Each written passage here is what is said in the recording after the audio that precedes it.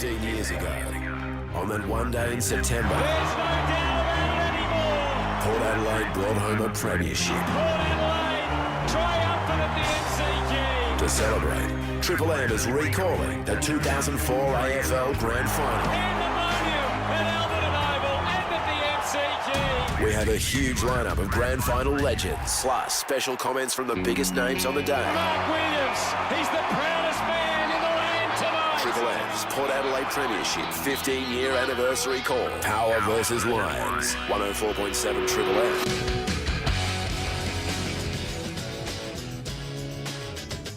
Welcome to the Triple MCG. It's September the 25th, 2004. It's Port Adelaide, it's the Brisbane Lions, it's AFL Grand Final Day.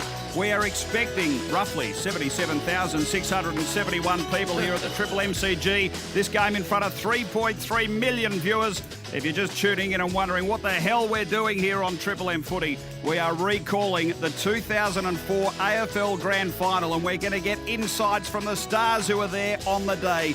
We'll have Gavin Wanganeen, Alistair Lynch, Simon Black, Dean Brogan, Choco Williams, and right through the game we're going to be joined by these two stars who were instrumental in the 2004 AFL Premiership for Port Adelaide. We welcome in the Chad Corns, who in 2004, Chad, you were moved to centre-half back, mate. Welcome, and looking forward to this.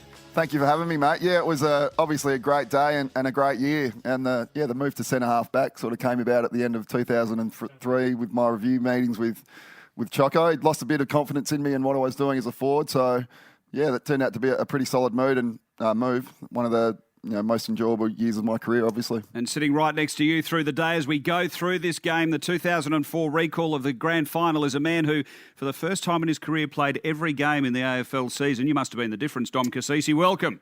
Yeah, no, thanks for having me here. It's pretty excited to watch the game again. And yeah, it was an interesting year. It was an amazing year for to be able to play every game for the first time and finished off with the premiership at a pretty young age. Probably didn't cherish the moment enough at the time, but it was looking forward to reliving it. He absolutely bleeds black, white and teal is Chris Dittmar. He's going to join me and commentate this one. Ditz, what are your memories? You called this one in 2004. Look, I did. It was very emotional. I've got to say, I'm interested to get the thoughts of these two fellas, because going in, I just thought Brisbane were just an unbelievable side, maybe the best we've seen. When you look at that era, they played in 4 grand finals in a row.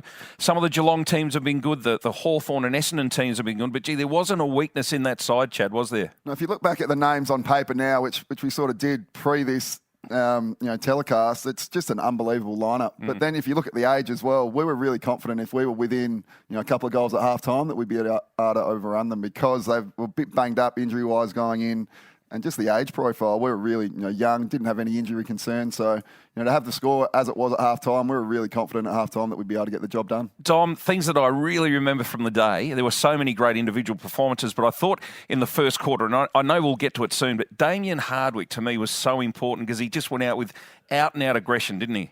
Oh, he did. So, yeah, Dimmer's role that year was just to come on and ruffle feathers for the first 10 minutes. And then he'd be that out of breath that he'd have to go off for a quarter and try and get some energy back. But that's exactly what he did on grand final day. Him and Kari led the way.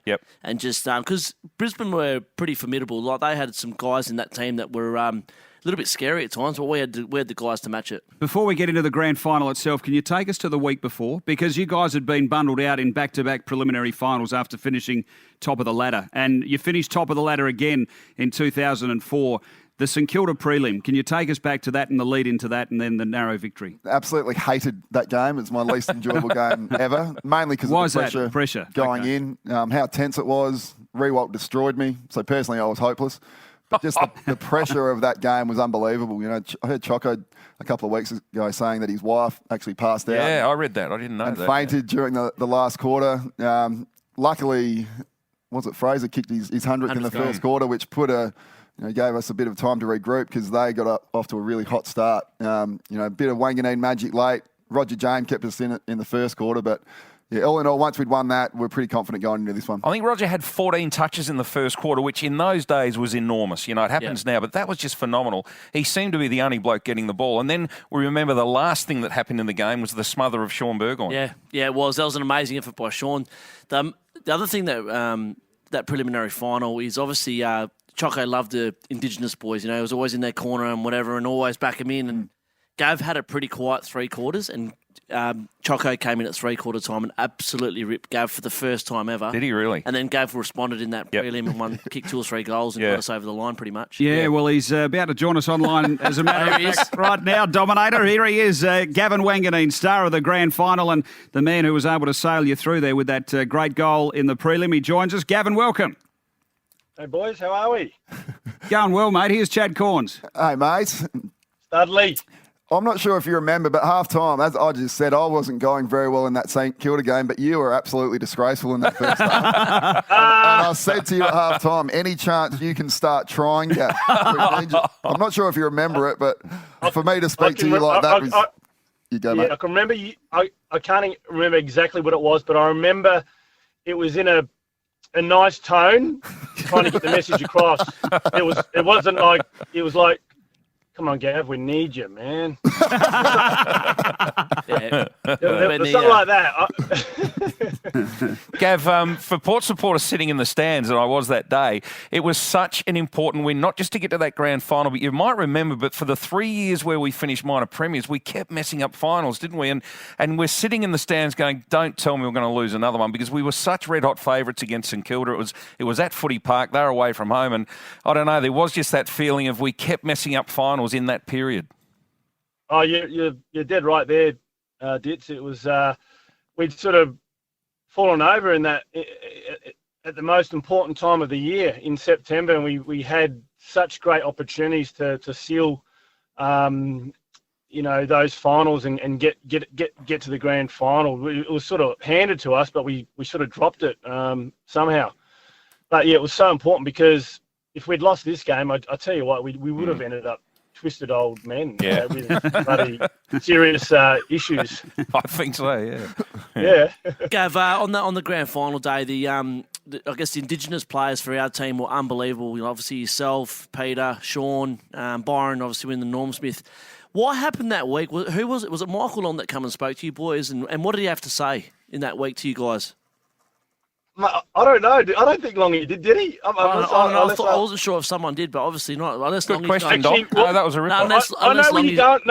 No, Dom, I know where you're going. So what happened was, it was the night before the grand final when we were back in our room. So for some reason, myself, Peter, Byron, and Sean ended up in. I would have been Sean and Byron's room. Peter and I roomed together. So we went up there just to have a bit of a chat and watch a bit of TV, take our minds off the game. And I remember saying to the guys, "Hey, boys, if we play well tomorrow, we'll go a long way towards winning the big one. So let's just make sure we contribute and play our role, and it could be ours." It was along that line. So it was really important. And we went out and all made pretty good contributions, and so did a lot of other guys on the day as well. So it was just so special. Now, Gav, you were 31 on grand final day, roughly, and yep. You didn't do it. I don't think you ever did a pre-season, but you played every minute of that game. How the bloody? What happened, mate? You just felt fresh on that day. I don't know, Dom. It was. I certainly was on the downslide of my powers. That's for sure, because the body was starting to, that year just started to feel a little bit weaker. Not as strong in the hips, not as powerful and as dominant as I'd been in the past, but. Just had to sort of, I guess, dig deep, and it was my last crack, and I still had some real smarts there, and it was just, I played in the premiership with the Bombers at the age of 20, and 11 years later, it took 11 years to get another crack at it. So it just meant so much. Personally, in the first half, I'd, sort of had a few little sniffs. I'd kicked a point or possibly 2 points, and couldn't just quite get on the scoreboard. I think a lot of us were like that on the day, and in the second half I just knew that I was going to keep presenting, getting in the right spots, and just dig deep. And it was just a privilege to get on the end of a few and kick 4 in 8 minutes or something like that in the second half. Gav, can you compare the two victories you had in the grand finals, 93 and 2004? Do you have a favourite?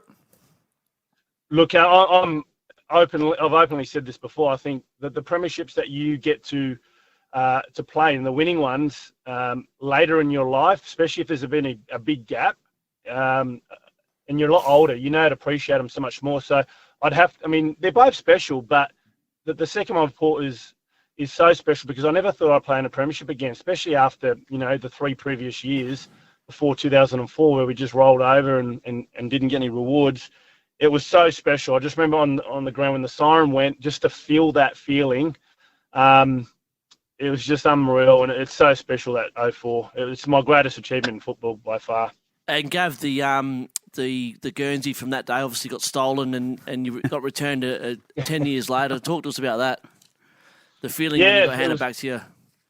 Yeah, it was that feeling when I did a little bit of a talk for the boys at the club, but it wasn't for any reason other than I was going to get my jumper handed back to me at the end. So I felt a little bit silly after that. But when Kane handed the jumper to me, obviously my jumper went missing on grand final day.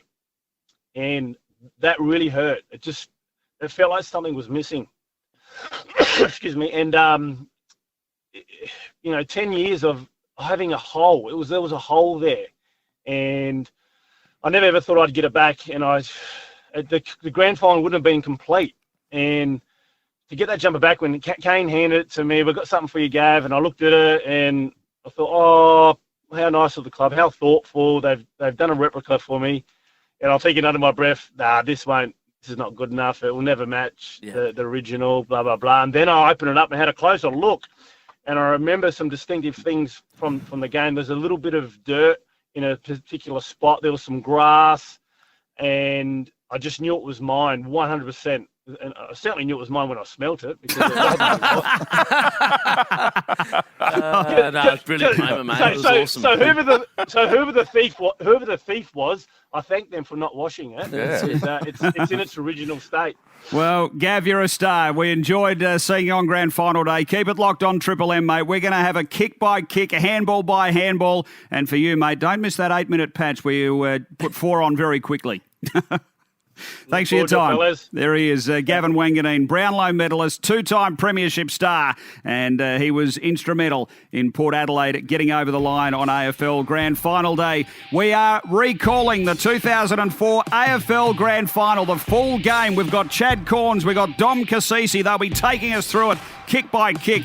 Coming up next, we've got Simon Black. He was on the other team, the Brisbane Lions, and we'll be having a chat to him. For McDonald's, Triple M recalls the 2004 AFL Grand Final. For McDonald's, Triple M recalls the 2004 AFL Grand Final. We've gone back in the time machine. It's September 25, 2004 at the Triple MCG. Sensational conditions. It's Port Adelaide taking on the Brisbane Lions for a shot at the AFL Premiership. We've got a full kick-by-kick description coming up for you later on this afternoon. We're having a chat to some of the stars of the day. We've got Dom Cassisi and Chad Corns in the chairs. They'll be taking us through all the emotion of the big day, and we thought we might check in with the opposition as well. We've got Simon Black. He was a Norm Smith medalist in 2003. Brisbane Lions star, of course. Triple Premiership player is about to join us. Also helps us out, of course, with the Triple M AFL coverage. Simon Black, welcome, mate. We're reliving the 2004 AFL Grand Final. Not sure it's something you want to be too keen to relive, but here's Chad Corns to throw the first one your way. Blackie, how are you, buddy? Just hey, Cornsy, how are you, mate? Well, mate. Can you talk me through just exactly how annoying my brother was towards you during this game? Yes, he was, mate. He certainly was. I'll try to forget it as much as possible. So when you blokes text me, I was like, are you serious? No, look, he was, mate. He was, credit where credit's due. He's very, as you know, mate, very disciplined and always was. Such a disciplined and determined player. So, I knew it was going to be a tight day. And some of my memories from the day, boys, is just like the Port boys, how they literally, before the bounce, came after us and just were really aggressive and sort of set the tone before the bounce and probably really got us on the back foot. So it was a pretty impressive start from Port. And, obviously, it was a pretty impressive start. Blakey, it's Dom here, mate. How you going? Hey, Dom. How are you, mate? Good. Not too bad. The build-up to the 04 Grand Final, obviously winning the 3 prior, did it have a similar feel, or did it feel as though that the playing group were getting on a little bit, everyone was like sort of limping in a little bit, or you still going in pretty confident you guys get the job done? we had confidence because of what we've been able to do. Obviously, the 3 times before, Dom. So we did have confidence, no doubt about that. But we did. Yeah, I mean, truth be told, a little bit. We were. I remember I didn't get many kicks that day. But I remember looking up. I got a free kick in the centre bounce at one point, and looked up, and Benny was hobbling to Ian Lynch. He'd just done his quad and was shadow boxing in Wakeland. But look, yeah, I mean, I don't want to say that too much because you guys thought we're just too good on the day. I remember we were up by a point at 2 at half time, and we battled pretty well into that point, and then I remember late or halfway through that third quarter, you boys obviously got a momentum real run on and just broke our backs, and I just knew we had really nothing left. It was almost like we were just couldn't quite get to the finish line, and you could just tell that you guys were just going to just run away from us, and that was obviously heartbreaking for us as a group at that time. When, as you guys know, you can sense the game slipping away from you, and we didn't have much control over that at that point.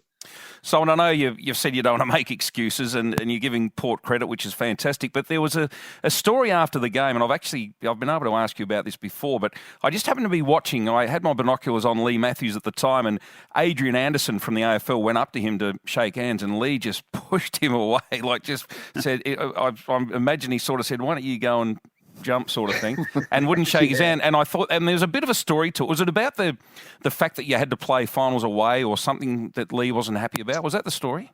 Yeah, it was, Ditch. It's the preliminary final the week before. We were, I guess, entitled to the home final, but I mean at the time we weren't, because there was that MCC agreement in place that you had to had needed to be an MCG preliminary final. So with Port finishing on top, being the minor final, and we had to travel down, so it was just I guess a frustration playing Geelong in that prelim at the G, and I guess it does late in the year. It does impact another trip away for the weekend or whatever. And I think Lee was a bit pissed because he wanted to be a day game so he could get back to Brisbane that night and whatever, get a bit more recovery back in Brisbane. But so he was pretty filthy at the time, and I remember that got a lot of media that time, but he told Adrian Anderson to rack off. So he wasn't too happy. Blackie, the midfield back then, the 3 of you had one Brownlows, Vossi, yourself, and Ackermanis, and then you throw Lappin and Power in the mix as well. How did it actually work, mate? Because obviously you see some midfields these days that have 1 or 2 guns and they're fighting for who's going to get the footy. Was it Leith that was sort of driving the standards there, or did you guys just took it in turns and knew your role, or how did it all play out? Yeah, look, we're pretty fortunate with we throw Lukey Power in there, and Sean Hart and Brad Scott would probably come in at times as well, and it was a matter of just trying to balance the time in there, and we probably had a good mix of inside and outside guys, and I guess Acker was probably more your outside guy, and Nige would probably do a little bit of both, and Vossi was probably more inside with myself. So we just had that I guess good mix. And as you guys well know, when you play a number of years together, you have that sort of intuitive nature with each other that you kind of just know where you're going to be at times if your head's over the ball and you hear a voice or whatever it is. So it was for a guy from Perth wanting to play, stay in Perth and play for West Coast, to be a part of that midfield group. Particularly was I just feel so fortunate, and to be able to, obviously he was my hero in a lot of ways growing up, and actually Gavin Wanganeen was one of my heroes until he went to Port Adelaide. I was very fortunate, obviously to play with such talent around us was and Lee was really big on, like, Lee was such a great manager of our group at the time. I think one of his great strengths was just being able to he kept saying, boys, like, your individual reputation will be enhanced if you submit yourself to the team and buy into what we're about as a team. And he used to always go on about that all the time, and that was something the group really bought into. And Blackie, Brisbane circa 2019, mate. What can the Lions do this year, finishing top 2? Yeah, look, I think the weekend's game against Richmond will be an invaluable experience for those young guys, and there's no doubt they've got a good, playing a really good brand of footy, and they keep coming. So getting another crack at the Tigers at home, will be great. I mean, they defended the Lions really well the other day, Richmond, and I think that one of the strengths of the Lions this year has been they haven't been too reliant on a couple of goal kickers, but obviously they need Charlie Charlie Cameron contributing by the looks of it, because if they don't, they will suffer a little bit. But they have had the biggest spread of goal kickers each week on average per out of any team. But they're just young and play fearless footy and just try to get the ball forward. In some ways, quite similar to how we used to play in the Lions early 2000s, just trying to get the ball forward quickly and catch opposition out. Being able to set defensively. So, and they all adore Chris Fagan. He's a great coach, and they're in a really good spot. So I'm really excited to see how the next month plays out. Well, Blackie, you're a star, mate. If you've got nothing on the Savo, just sit back, tune into Triple M. We're recalling kick by kick the 2004 AFL Grand Final. Good on you. Yeah, no, thanks, boys. It's been a pleasure. There he is, Simon Blake. I'm tipping he might have something else to do, the Savo Dom, as we're back in the time machine. We're at the Triple MCG, September 25, 2004. Dom, I'll just get you to hit the play button on the VCR, mate, and away we go. Here we go. We're at the Triple MCG. Umpires are walking out, headed by Matthew James. We've got Chris Dittmar, Dom Cassisi, Chad Corns, Bretton Yates bringing you this big game. So at this stage, as the umpires are out, you guys are getting ready to run out. How's the build-up been in the rooms? Thank you. It's a different build-up pre-game in the grand final. Because of the pre-game entertainment, it doesn't run as smoothly as it does during the year. But if you can see the vision right now, I was a bit of a maniac pre-game, Dom, as you remember. In what way? What did you do? I actually tried to run through walls and actually knock down walls. And you can see me slap the ball somewhere coming up here, and I'm actually trying to burst the ball there. And I think Choco comes up to me, and I do remember this quite clearly.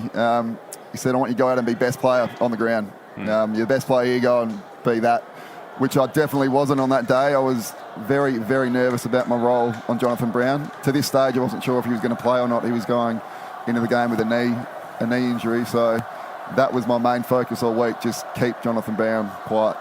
Big job. Tell me about Matthew Primus, Josh Franco. They're in the rooms before the game with you. Both have missed most of the season. Very, very tough day. Yeah, well, Matty's there, as you can see, and Josh as well. So, Josh did his knee during a pre-season training session at the start of that year, and obviously Matty did it, I think it was against Hawthorn, round 4 or 5. So two of our best players, two of our best leaders not to be there. That did put a little bit of a dampener on the day, but they were really supportive of the boys and were involved in the celebrations afterwards. So Port Adelaide coming out onto the MCG ahead of the 2004 Grand Final, led by Warren Treadrate in the absence of Matthew Primus. A couple of the absolute stars throughout that whole era, and very, very sad that they in fact had to miss this grand final. Dom, we've spoken all about Chad pre-game. What was it like for you? It's surreal. I think I turned 21 on the 22nd of September, so 3 days before I had my 21st birthday. So it was a pretty good week. But to be honest with you, I was actually packing it. I just felt as though I didn't deserve it. I honestly felt as though I didn't belong out there. Is that right? Yeah, I was just didn't know what to expect for the day. Luckily, they started me on the bench, so I could just sort of get in the groove, because my first full season, and not really having a clearly defined role before the game, I was actually just starting to question myself. We're getting a look at the team lineups at the moment, and this game, the ground was being redeveloped as well. How was it running out onto the MCG Grand Final day? Yeah, it took, I don't want to sound like we're whinging, but it took a little bit away from that. Like, it was only 77,000 there, and to look out and see that open space rather than a full grandstand did take a little away from that. But we played a game a couple of games during the year there, so we had a chance to adjust to that and get used to the surroundings. Chad, just going back to you mentioned about standing Jonathan Brown. There was a defining game for you at Football Park because you had been on the half-forward line all your career with Warren Treadrate. When I say your career, early part of AFL career.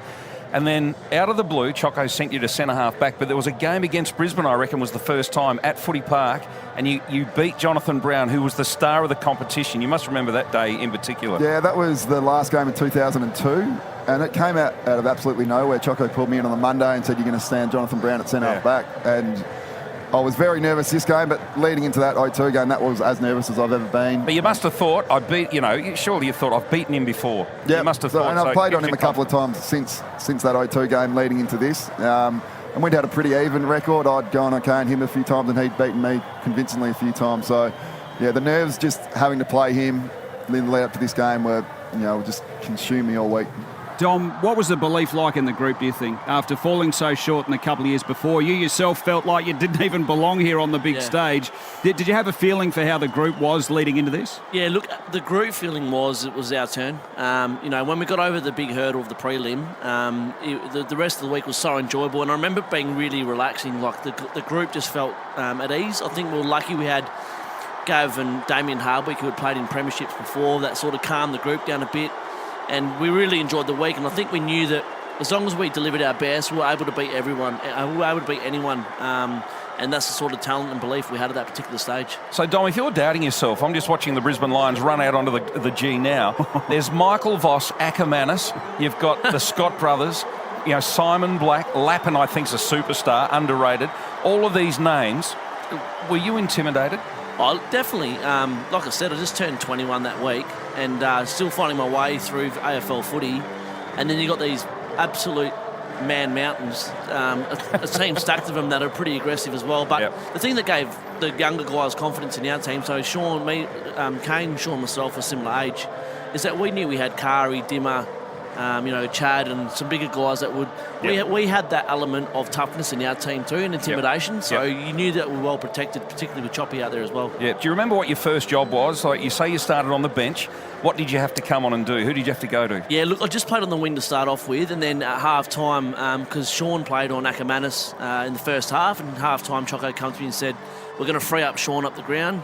Want to release him off Ackermanis, and you got the job on him in the second half. So that was more my big fine role in the second half. So yeah. Well, we're looking at the Brisbane Lions side. Didn't they have a good back line? The Scott brothers, Lepich, you had Mal Michael back at full back, and Chris Johnson. Gee, they were stars back there. Port Adelaide obviously had a very, very good defence themselves. We're going to take a break because we have got the opening bounce of the 2004 AFL Grand Final. We're going to see it through the eyes of Chad Corns and Dom Cassisi this afternoon. We'll catch up with Choco Williams a bit later on. Dean Brogan will also join us. It's Port Adelaide and the Brisbane Lions for McDonald's Triple M recalls the 2004 AFL Grand Final. Welcome back to the Triple MCG. It's September 25, 2004. It's Port Adelaide and the Brisbane Lions as Triple M recalls the AFL Premiership of Port Adelaide in 2004. It's a ball-by-ball description, and we'll see it through the eyes of the former stars, Chad Corns and Dom Cassisi. Chris Dittmar along to call this with me, Bretton Yates, this afternoon. 77,671 people today at the Triple MCG, and this game will be seen around the world by 3.3 million viewers. So we're not far away from the national anthem. Dom, from your point of view, who's in the stands? Who's come over from Western Australia? Yeah, so I had my parents there, my brother, and 3 or 4 of my best mates who got in on the Thursday, and we'll a little bit dusty come Saturday, but even worse come Monday. And what about you, Chad? Yeah, similar. A group of about 20 mates. 20? Mum, dad, little sister at the time, and the girlfriend back then, Rachel Kapani, who was off McLeod's daughter. Yeah, right. Do you remember how many tickets you had to get? Oh, it's very limited. Like, you scrap for as many you can get. You get given about, I think it's 4, and then you try and scrounge up as many others outside of that. And if you could have any of your girlfriends over the years there, which one would it be? Probably not this one. we could get them all a corporate box. We'd have to recall this game 30 times. give them all a chance to be there. Let's head down to Craig Willis. We got the opening ceremony for the grand final. This is the national anthem.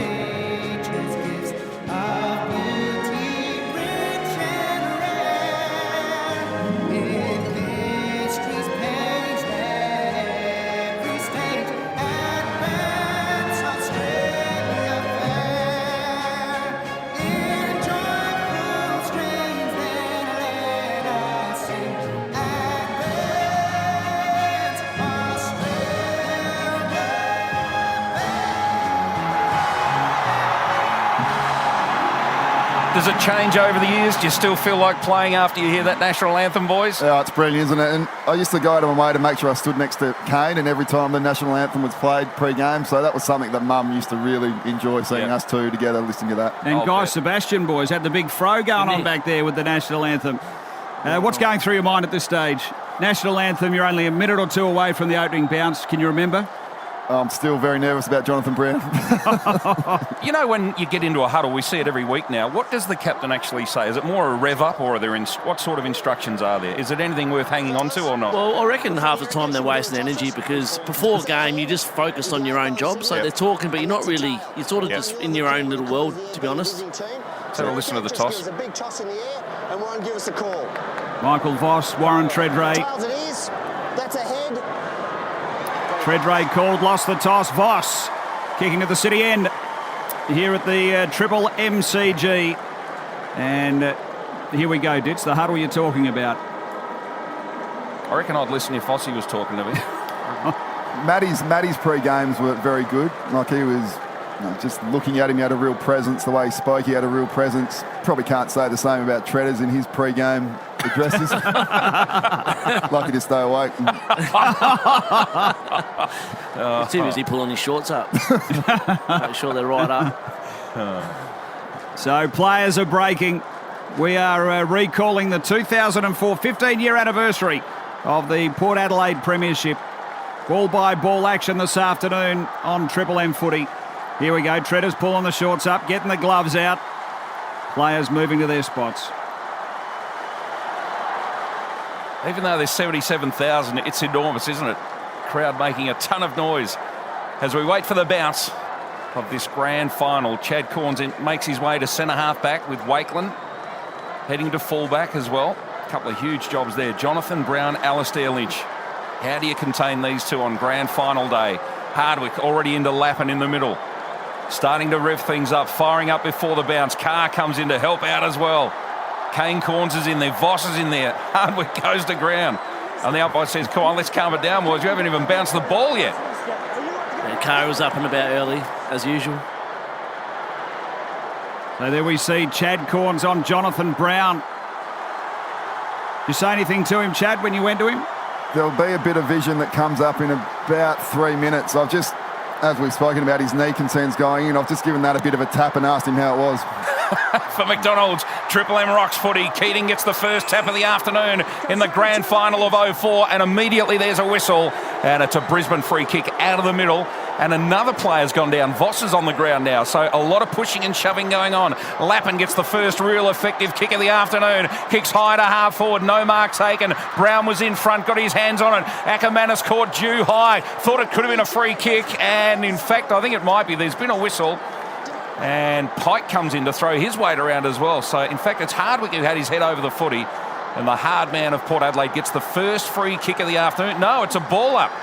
So the umpire bounces. Keating wins this another tap as well, but Brogan comes away with it. And Port Adelaide try to attack along the wing. Gee, Hardwick busy early. Here's Marnie on centre wing. Big fist came there. Hardwick again. Gets it across to Josh Marnie. Here's Carr streaming through centre wing at the Triple MCG. Thurston's was attempted to get on the end of that. Handball came from the follow-up from Carr. All power, was hit hard. Real strong body. Umpire's going to pull a free kick. Very slow to get to his toes, Lukey Power. Spoken to Lukey about this since, and he really wasn't happy with the treatment he got. Like the first, I think Gav was the original one that gave away the free kick, and then Kari comes for a little cheap shot afterwards. Well, it's a 50-metre penalty, and you just can't be giving those away on grand final day, can you? So, yeah, Gavin Wanganeen a little awkward, and then Kari comes in and just knocks him over, as we're seeing it on the Boss replay screen. And Bradshaw out on a lead, takes a mark. It's a beautiful kick inside 50, and it hits him right on the chest. So what is he, about 30 metres out? He will be when he kicks this one. So Brisbane, the chance to strike first in the grand final of 2004. Nice lead. Underrated player, this guy. He was a bit of a harder opponent than Brownie for me. Just really good with his body use and a very strong contested mark. A kick on its way. It starts out nicely, but just drifts. It fades. And a bit of a hook, in fact, in the end, and a minor score. Brisbane strike first on the scoreboard, but it's one behind. Port Adelaide yet to score. Here we go. So, Chad, we're just getting a look at the Boss Tools replay. A little punch to the knee was that. Ask him how it was. The chat on Jonathan Brown. Port bring the footy back in. Here's Hardwick. He's been real busy early. 2004, Triple M recalls the grand final, but his kick is well marked by Mal Michael. What a big lump of a lad this guy is. Transfers play. Comes to the members' side of the ground. Handball is going to end up with Lappin. Nice ball. Finds clear air on centre wing. Bradshaw looking for the next link in the chain. Something that's been evident, Dom, though, is what Simon Black said about Port really going at him early physically. Yeah, it was definitely a bit of a focus. You can see Kari and Hardwick and the guys that led the way just being in Brisbane's face from the first bounce. McRae on his left boot. He uses it so well. Keating out on a lead. And the big fella marks at centre half forward. His brother played in a grand final for the Adelaide Crows. Won a premiership medal and then won one with Nord in the same week. 2 premierships in a week. So this is Clark Keating now. Just watching the replay of that Mal Michael mark against Brendan Lade. He's so strong, Mal Michael. He really is. So Keating got away from Brogan on this occasion. Chance to kick Brisbane's first goal. The 28-year-old on his way in now. Very slow, deliberate run up. Gets to about 55 metres out. It's a bit of a helicopter kick. I reckon he's got it. Oh, it didn't make the distance in the end. Off hands. Gee, it was going to be a goal. And off hands, minor score. Brisbane 2 behinds. Port Adelaide yet to score. Amazing to see Michael Wilson out there that year. His shoulders were absolutely stuffed. After every game for the next week, he couldn't lift them above his shoulders. Really? And I don't know how many injections he had pre-game. So Bishop brings the footy back in. Wakeland looking forward to seeing him and Lynch go at it soon. Here's Burgoyne. That was Sean from half-back. Pickett. He's held up there by Lepich. That'd be 50 today. 2004, Triple M recalls the AFL Grand Final for McDonald's. Pickett looks up forward. Gee, Treadrain a one-on-one with Voss. He's not going to go in that direction. Unloads a big ball. Inside 50. Mal Michael, big crunching fist over the line. Have it thrown in. 30 around Port's goal. Punt road end. You'd say at this stage, boys, Port, you haven't really started that well going forward, have you? You haven't looked like scoring yet. No, they've definitely had the better of the scoring chances early. But just wait, I think it's about to happen. All right, Lady takes it out of the air. Handballs to Roger James. Bit of a magician. This is a left foot kick high. Off hands. Loose footy.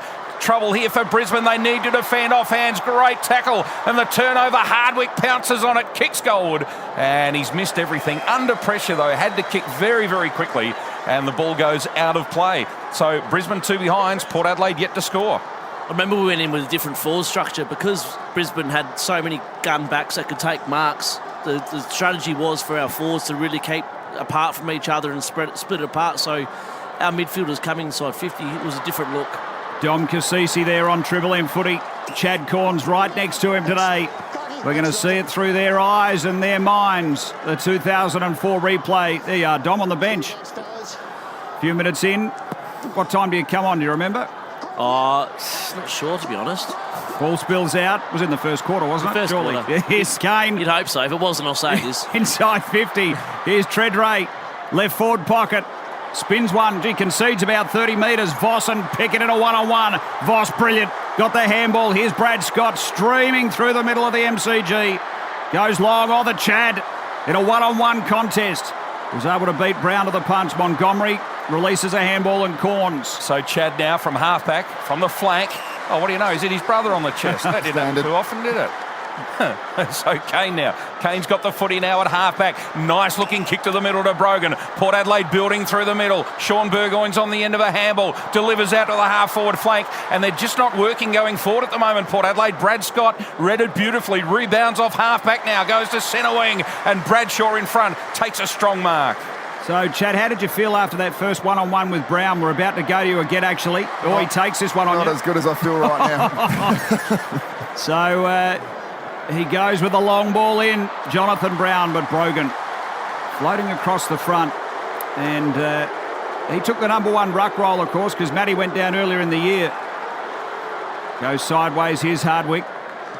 Measures a ball. 2 points, Brisbane. Port yet to score. Some real hard run from Bishop from halfback. Puts a long ball in the Thurston's direction. Footy was fisted away. Simon Black, Kane Corns right with him. Look at the body Thurston's put on. Here's Lepic for the Lions. So loose ball at halfback. Carr steals it from them, runs inside 50, from 40 out on the run. The crowd erupt. Port Adelaide kicked the first of the afternoon. And the power in front early on the Simple Energy scoreboard. Port Adelaide 1 straight, Brisbane 2 behinds, and that's better from Port Adelaide. Yeah, it's good. Curry's old man had some money on him for first goal. Ian was pumped in the stands. What was he paying? Oh, he would have been paying 15, 20 at bucks, least, you would have thought. So Ian, good country lad, already had about 10 cans by now. So in the room straight after the game, first thing you get him to carry, mate, you made me some money. I still remember the roar that the Power fans made after that. It was deafening. Like, I don't know how many we had there, maybe 20,000, but the noise they made throughout the day was just outstanding. And what does it do for you as players to get the first goal in the grand final? Just settles the nerves. We're back in the middle. For McDonald's, Triple M recalls the 2004 AFL Grand Final. Lappin got a handball out of the contest. Corns, and here's Brown. Black over the top for Brisbane. Working hard, Sean Burgoyne back. Wilson with those two shoulders heavily taped. Chad Corns finds Montgomery in the defensive 50. Here's Hardwick. Dimmer really some bounce and zest off half-back. He's shown some real physicality early. Delivers in the Treadray direction. Lepic over the top. Lappin, good strong tackle by Marnie. Have a ball up front edge of the centre square here for the Power. I know there's a lot of good tackling and hard clashes, but it's actually been quite an open game, hasn't it? Once one team gets the ball, they run it through the middle. It's a different form of footy than what it is these days, isn't it? Yeah. So ball up now. Brogan takes it out of the air, gives to Carr with a handball. He's tackled. Peter Burgoyne spins out of it. Pack did beautifully. Kicks to the middle. There's a blue on behind play. It's Josh Carr. Can you believe it? Very uncharacteristic. Loose ball at half forward now. Going after it. It's Chris Scott. Wanganeen leads him in the race for the footy. White takes it to the boundary line. Still alive just. It ricochets in and out of a couple of players. And there's a free kick, and it's going Wanganeen's way right on the 50-metre line. So Wanganeen, the superstar, the Brownlow medalist, to send Port into attack, but he comes sideways and backwards. Dom Cassisi with a mop of hair. Look at the hair. Look at it. And all greased up, looking magnificent. Beautiful. Bit of vas in the hair. The 21-year-old Dom Cassisi goes to the lead of Treadray. Terrible kick, Dom. Missed the target. Over the back, Black. Great tackle, Kane Corns. Off hands, Treadray. Left foot snap. And he's just missed. So on the Triple M Simply Energy scoreboard, Port Adelaide are doing the attacking all of a sudden. 1-1-7, Brisbane 2 behinds. Normally so deadly on his left foot too. He's probably a better left foot kick than he was on his right, Treaders. Gave yourself a lot of airtime there, Dom. Just holding the ball and giving it a bit of a spin. 3.3 million viewers. You might have most. Bit of prime time. Turned 21 that week. For the Dominator. Dom Cassisi on Triple M footy this afternoon, along with Chad Corns, as we relive the 2004 AFL Grand Final. Port Adelaide lead at 7-2 at the moment against Brisbane, who they had so many great battles with over the years. Here's White with the ball wearing the long sleever on Grand Final day. Goes short, gets it to Lepic. They're away and going through Lappin. Yeah, and this one ill-directed. Thurston's now. Toby Thurston's had to wait 5 years on the list at Port to get a game. It was worth the wait in the end as he hands off to Burgoyne. And what a beautiful pass it was. A 50-metre spearing pass into the hands of Brendan Lade. So Lade now, normally a beautiful kick of the footy, will kick from about 40 metres out. And that was silky smooth from Sean Burgoyne. Was in doubt all week, Lady, with a back ear injury. He wasn't sure he was going to play up until game day.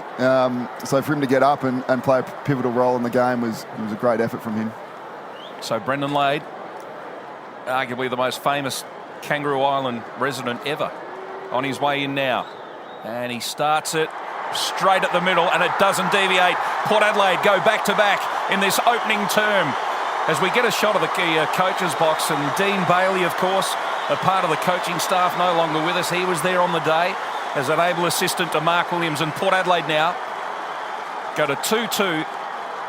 And the Lions are 2 behinds. Triple M Simply Energy scoreboard. It makes you realise we had the element of toughness in this team, but so much skill as well. When you think of the way Lady was able to kick the ball, the Burgoyne brothers, Wanganeen, then you got Jew and Schofield. It was just, we batted so deep with good skills.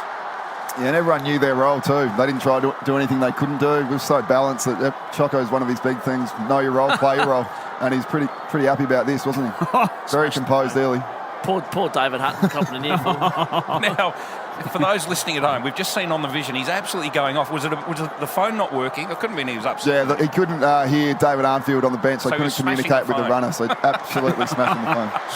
For McDonald's, Triple M recalls the 2004 AFL Grand Final. Tell us about Roger James.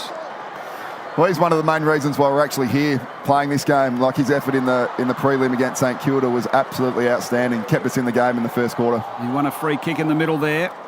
Went to Pickett, couldn't get it. Cassisi was at the base of it all. Ball spills out. Peter Burgoyne really taking it out, delivering. Thurstons, nice strong mark. He'll go back straight in front, 45 metres out. Toby Thurstons, he was a bit of a maligned forward over some of the time, wasn't it? But, gee, he stood up this day. Probably one of his better ever games. Got a bit going on here. The Chad's involved. Curry. He's got Jonathan Brown in a headlock. Gee, Curry just wore one, I think, too. A little jab. Yeah, he got a good one. Brownie. As Thurstons comes in. Punt road end, and it's away to the right. Minor score. So Port Adelaide lead it early on in the 2004 Grand Final. Played nearly 14 minutes opening term. 2-2-14 Port. 2 points Brisbane on the Triple M Simply Energy scoreboard. If you had your time again, you'd feel like telling Brownie, mate, if you're going to knock anyone out, get Armfield. Just get him off. I think a lot they thought the same as well, though. Gee, a mistake here from Johnson. He's kicked in for the Lions. He's kicked it out on the full. He gave it too much. The target was white. And Port Adelaide through Cassisi. The chance to go straight back into attack. He's got the ball on a string early. It's unbelievable. Thurston's out on a lead. He ignores him. Wants to go further. No, he's going to go short and sideways. Took the easy, soft option. And finds Roger James. Well, spent around 100 metres to get down the full free kick. There's a cheap one. So Roger James now. Again, it's very crowded as he lifts the eyes. Not much on offer, so he takes a bit of time. He comes sideways as well. Peter Burgoyne. So Burgoyne now. So after a frantic start, chance for the players just to settle for the moment. 14 plays too. Port Adelaide lead. 15-minute mark of the opening term. Now the kick to the pocket. Treadray out on a lead and takes his first real mark of the game. Now, this will test Treaders from the right half forward flank. He's right up against the boundary line. Now, will he play on around onto his left as he loves to do? So the captain today, with Matthew Primus missing most of the season with a knee injury. So Treaders on his way in now. Goes with the deliberate right foot, the drop punt on its way. Nice looking kick. Goal umpire's moved a fair way. Has he got it? I think he has. Gee, what a start for Port Adelaide. They now go to 3 goals 2. The Lions haven't scored a goal yet. They are 2 behind. Port Adelaide in control in the early part of the 04 Grand Final. So you see the big brawl here. Brownie does get Curry with a couple of very strong right hooks. Went up to Brownie afterwards and said, mate, what are you doing? And his response was, I've got to get involved somehow, Chad. But for Curry to wear them the way he did and play, continue the game is just brilliant. Now, that was on the back of Kane Corns and Simon Black. So he was going to help Blackie, obviously. Kane was all over him that day. What did Kane say to you in the lead up to this one, Chad? Oh, we didn't speak much in the lead up to games. Like, Kane got the word from Phil Walsh on the Monday that he was going to have to tag Black, who I think Black had won the Norm Smith in the previous year, so Kane very nervous going into it. But one of my favourite games Kane ever played was this one. There's no doubt about that. Tell me, did Brown get games for that? I mean, it's close-up vision. He definitely lands a couple. I think he got 5 from memory, Ditz. I remember really? We played them in round 2 the next year, and he definitely didn't play that. And I'm pretty sure he got 5. Wow. Okay. Because it's quite clear he does land a couple of big punches, doesn't he? And in fact, that's the second time we've seen him land punches in this first quarter. 50-metre penalty, so a second one that Port Adelaide have given away in this opening term, which isn't good. You don't want to be doing that on Grand Final day. So Chris Scott now from the middle of the ground goes out wide. Johnson takes the mark at centre wing. Big Lade comes in to stand the mark. So we've played almost 17 minutes of the Grand Final. And Brisbane haven't scored a goal as yet. Treadray getting back in the hole at halfback, takes the mark, hits the ground running, did well, went back to lend a hand. Handballs out to Montgomery now. Montgomery run down as he got the kick away, and here's the turnover. So Johnson, tried to duck under the attempted tackle there. Here's Michael for Brisbane. Brad Scott really going through centre wing, putting a ball right in the direction of Chad. Here he is, Chad Corns. And you were third in the Brownlow this year, weren't you, Chad, as well? Yeah, it was. Very unlucky to lose it to Juddy. He played a floating centre-half back role in the Chad as Peter Burgoyne goes long in the Lade direction. Tap down, ground level footy, Treadray or Dom getting in the road. He got the handball off. Here's Jew with a chance. Oh, he's missed. Away to the left. So Port Adelaide, how are you feeling at this stage? 18 minutes into the opening term. You lead it by, what are we talking, 19 points, 3-3. Brisbane haven't kicked a goal on the Triple M Simply Energy scoreboard. Well, obviously feeling pretty good. Personally, Brownie didn't have a big influence early. The team settled into it, really well, and you're up by 18 points. So right now, everything's going pretty well. You've got to say, Dewey missed that from about 25 out on the run. That could have been 4 goals to zip early on. An amazing start if that had gone through. Copeland now from the back pocket. Goes out towards Keating. Didn't take the mark, had his hands on it, and it dribbles out of play. Good pressure came there from Thurstons and from Brogan as Voss comes off for a spell. So, Chad, you say you're feeling all right because he hasn't had a big influence, but you can't rest at all on a bloke like him, could you, for the rest of the day? No, you couldn't. And the sort of mental energy I burned up just worrying about him was, looking back on it, probably worried about him too much during this game. Wish I played with a bit more sort of freedom and played my own game, but, in the end, it worked out okay. So Roger James sent Port Adelaide inside 50, but the kick didn't find Treadray on the end of a series of handballs. Is Brad Scott off half-back. Kicks towards Keating, dropped the chest mark, had to run the wrong way into the pack to be fair. Handball over the top lap, and they've played the advantage. There was a free kick given. Ackermanis out on a lead, and it hits him right on the chest. The dangerous Jason Ackermanis. He's another player you can never, ever relax on. If he hasn't had a touch, there's not one far away because he's so busy, so lively, and it was a nice pass coming in from Lappin. So Ackermanis on his way in now. On the 50-metre line, right half forward flag, and it looks pretty good. And finally, Brisbane have got one. It's taken them 19 and a half minutes in the opening term, and the Lions are on the board in the 04 grand final. Yeah, it's the thing with Brisbane. Remember this clearly, this goal from Ackermanis, because we were pretty dominant so far. And now I think our time in possession was way more than theirs, and we've had 6 scoring shots, but. They get a little sniff, and you've got guys like Ackermanis kicks it from 50 right on the angle and nails it. You just know that these guys can turn the game on their head. Did Sean Burgoyne have a role on him? Yeah, Sean had the role on him, and I think it changed. It did change at half time, but Sean did a really good job on him in the first half. I think Acker might have got off the chain a little bit and started looking damaging in the second quarter, but it was a great duel by both those guys. We're back in the middle. For McDonald's, Triple M recalls the 2004 AFL Grand Final. 13-point lead to Port Adelaide, 21-8. 20 and a half gone opening term. Here's Kane Corns. Over the top. Chipping sort of ball to Josh Marnie. What a story this guy is. I'll get you to talk a bit about him as well in a minute as he goes inside 50, and not a great kick, although not a great attempted mark either by Chris Johnson from the Brisbane Footy Club. Wanganeen around the body. Gav's missed. Minor score, 22-8, 14-point lead to Port Adelaide.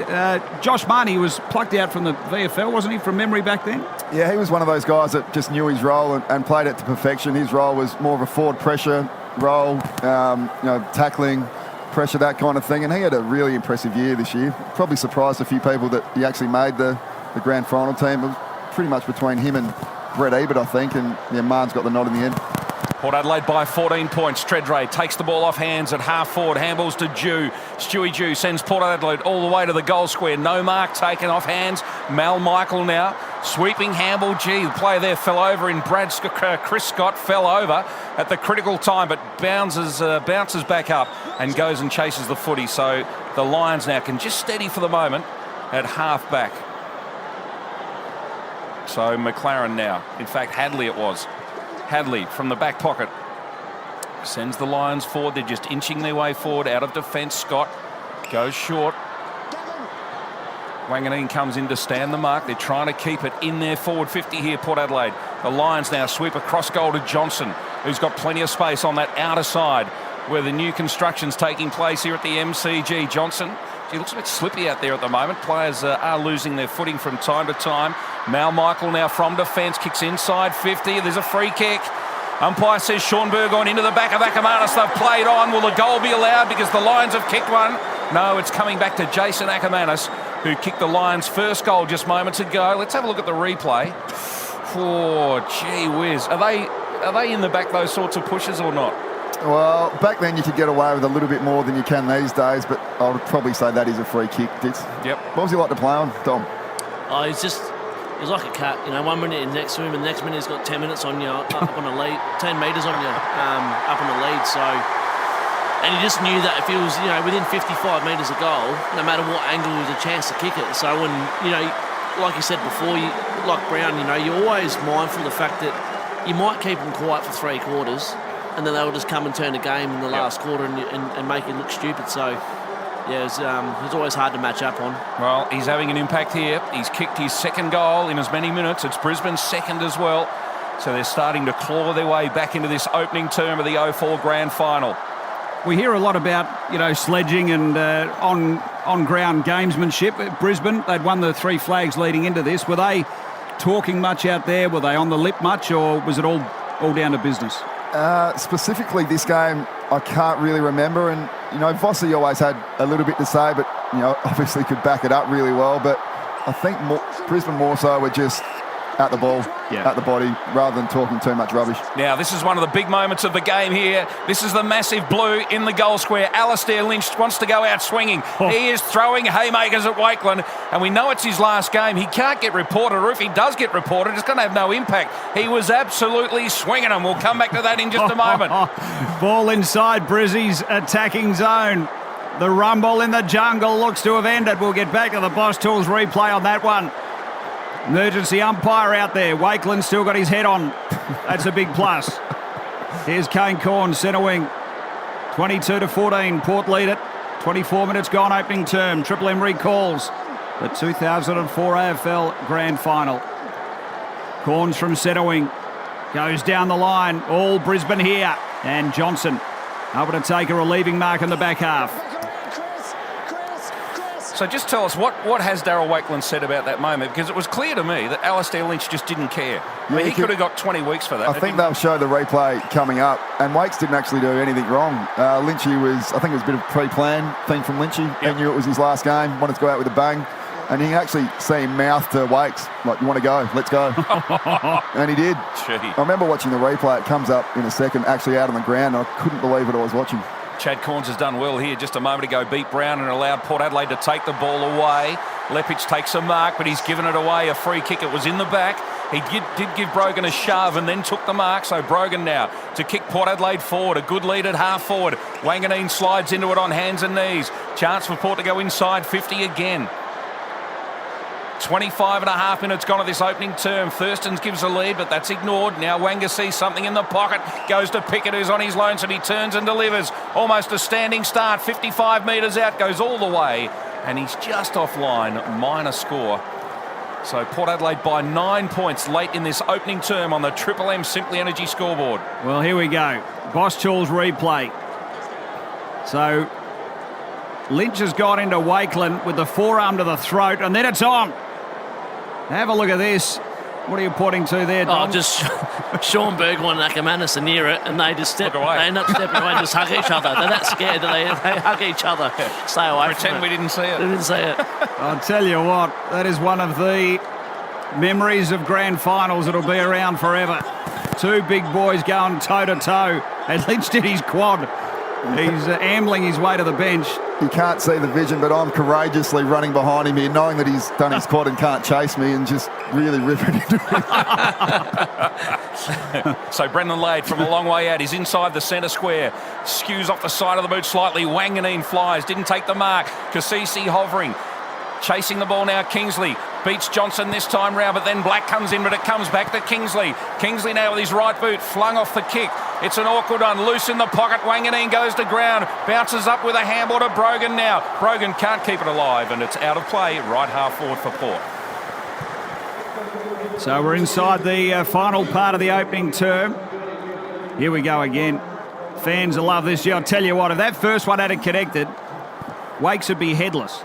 Decapitation stuff. Ball bouncing around inside the 50. Pickett steaming through. Byron Pickett kicks the goal. Port Adelaide away in a big way in the opening term as we head to quarter time. Byron Pickett, premiership player with the Kangaroos a few years ago, gets a late goal in the opening term for Port Adelaide. Triple M Simply Energy scoreboard. So Port stretch the margin now. Getting a look at the Bosch Tools replay, just front and centre. Speed, able to go through and deliver a goal. And look at the Port fans, just get up and around, choppy. Not sure Lee Matthews would have been all that happy with Johnson's defence at that stoppage there. No arm across choppy, and in the end, a really easy goal for him. What about the power he showed on this day, Pickett? Extraordinary bursts of speed. So Jonathan Brown's gone to full forward with Lynch going off. They've made a change. So Wakeland now, another big body to mind. In the middle now, Lions won the tap, but Roger James gets the handball away to Lade. And the ruckman kicks Port Adelaide into attack again. Thurston's almost had the mark. Just spilled it at the last moment. White fights for it, and Johnson at ground level. Port Adelaide's tackling's ferocious still. Lappin's in there. Treadray using a bit of body strength. Did well. Carr comes in, and Carr's ridden into the ground by Mal Michael. And the umpire says, I'll have it. So Port Adelaide deep into attack again. Umpire to bounce it now. About 45 out from the Port Adelaide goal. Thurston's and Lade do the ruck work. You're allowed to have two ruckmen back in those days. And a whistle, which way is it going? And it's a Brisbane free kick. So Gavin Wanganeen told to keep him down. One of the cleanest players ever to play the game. He dished out an earlier one to Lukey. So Lynch is throwing haymakers and Gavin gets told to keep him down. Here's Brad Scott through the middle of the MCG. Chad Corns floating across the front. Did enough to get in front of Acker. Sean Burgoyne speeding away from half-back. Here's the Dom in a one-on-one with Copeland. Kasisi got the boot to ball inside 50. Working hard, Brogan. Gee, ducked into the tackle there. Scott McLaren for Brisbane takes the advantage.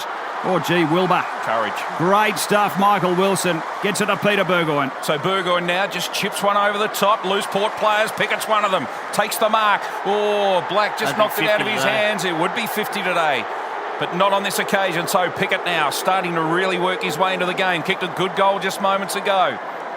He's on centre wing, very crowded. Now he takes off and kicks it across diagonally to the other half forward flank. Mark taken by Lade, who's had a pretty good opening term as well. All of Port Adelaide's important players are getting a bit of the footy, which is good. So Lade now, can he dob it from here? He fancies himself. It's a 60-metre kick, and I think he's going with the torp. Late in the term, why not? He almost gets hold of it. In fact, he gets hold of it all right. It's just slightly offline. Ambitious stuff. And the siren has gone for quarter time. Quarter time as we recall the 2004 AFL Grand Final, and Port Adelaide with a 15-point lead. We'll hear from Chad Corns and Dom Kasisi about what that all meant at this stage of the game. Lee Matthews makes his way out onto the ground. Port lead it by 15 points at quarter time. For McDonald's, Triple M recalls the 2004 AFL Grand Final.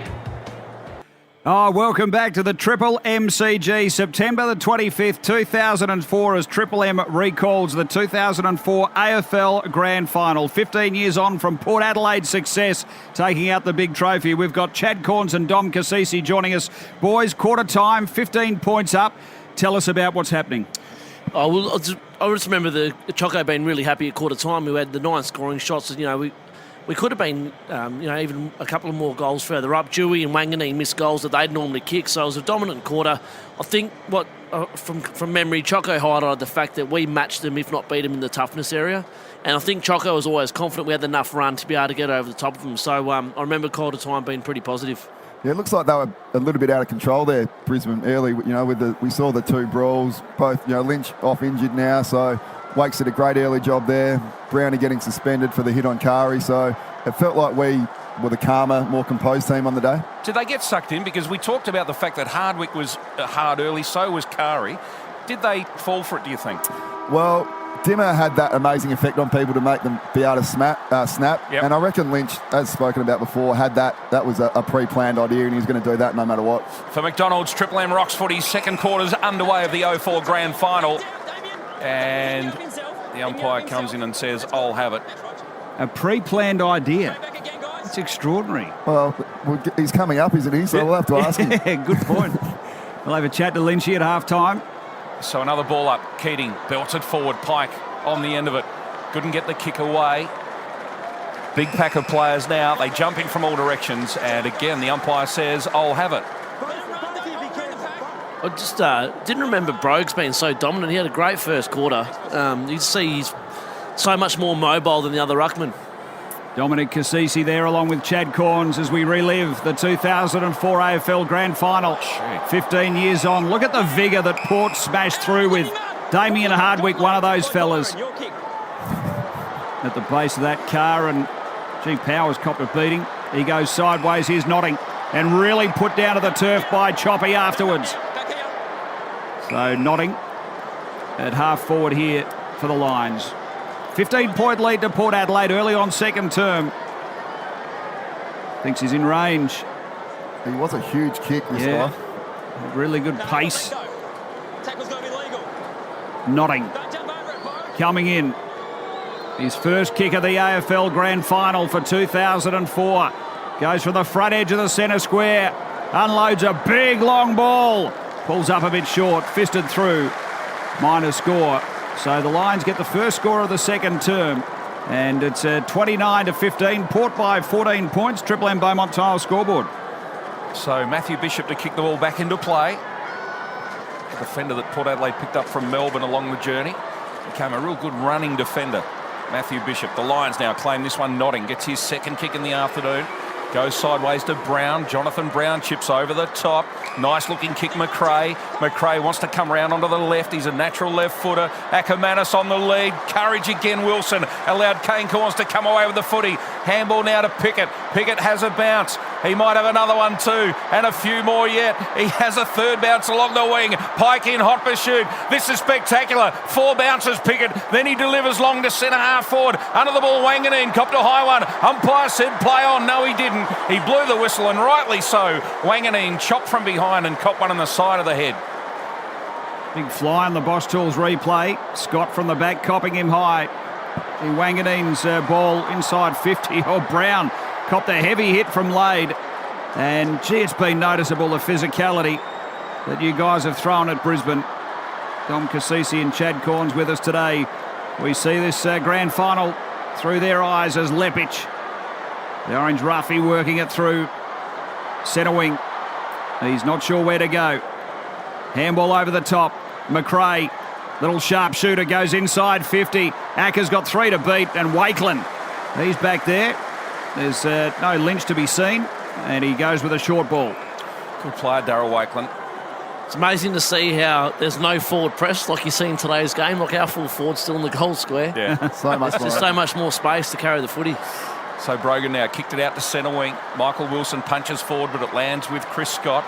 He handles backwards Lepic. Lepic again a bit undecided. Now he delivers the ball forward to half forward. It's a good kick as Keating just gets away from Brogan. Handballs now to the running lad. McRae. McRae through half forward. Brisbane need one early, but it's offline. And the margin now back to 13 points. 4 minutes gone in this second term. In fact, is it a free kick after the kick, is it? I think it is. So McRae's been put down. So he's kicked it behind. Bishop came in late. And again, he's a bit physical. So the chance now for McRae to have a shot at goal. Don't know about that one. It was a little bit late. A tad late, but you got to pressure the bloke kicking the ball, surely. And back then, that's probably something you got away with most of the time. Yep. All right, so McRae now. Usually kicks pretty well for goal. On his way in, just inside 50. The left foot kick, and he's hit the post. So the margin is 13 points here. Port Adelaide lead early in this second term. Have a look at Choco on the Boss Tools replay. Dean Bailey next to him. Phil Walsh was with your side as well at this stage as Wakeland takes the re-entry mark. Play on, said the umpire touched. See, Kane Corns received the handball. Here's Hardwick. Sean Burgoyne, what a start he's turned out to be. Goes long. Oh, ground level, Peter Burgoyne. Wrapped up in a strong tackle. Here's Cassisi getting in, trying to wrap the arms around Mal Michael. He escaped. Gets the handball across. And here's Brad Scott going towards centre wing. Gets it to Voss.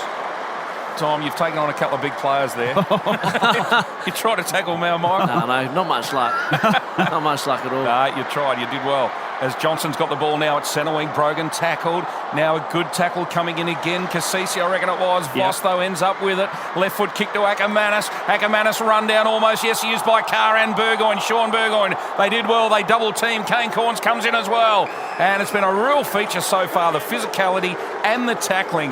This is a bruising game, isn't it? I mean, you blokes had to be sore after this. Yeah, it was. It was just both, particularly the first half, both teams were just at each other the whole time, and every contest was a critical one. And just you can see that it's a bit of an arm wrestle now in this second quarter, and we're just trying to win back a bit more control of the game. So Keating just whacks it forward. The other interesting thing to watch is Sean Burgoyne. It's like he's not sure how to defend across that half-back area where he's eventually gone on to be an absolute star. He's against Ackermanis and, reverse free kick here. Yeah, the umpires had a nightmare this quarter. I remember being really frustrated with how they officiated it. The first kick on Ackermanis there wasn't there, and then it ended up getting reversed because Dimmer got under his skin, I think. What about Dimmer? Did you think he'd go on and be a coach that he's turned out to be? No, Dimmer's, if you meet him in person, he's the opposite to how he plays. Like, he's really kind, gentle kind of guy.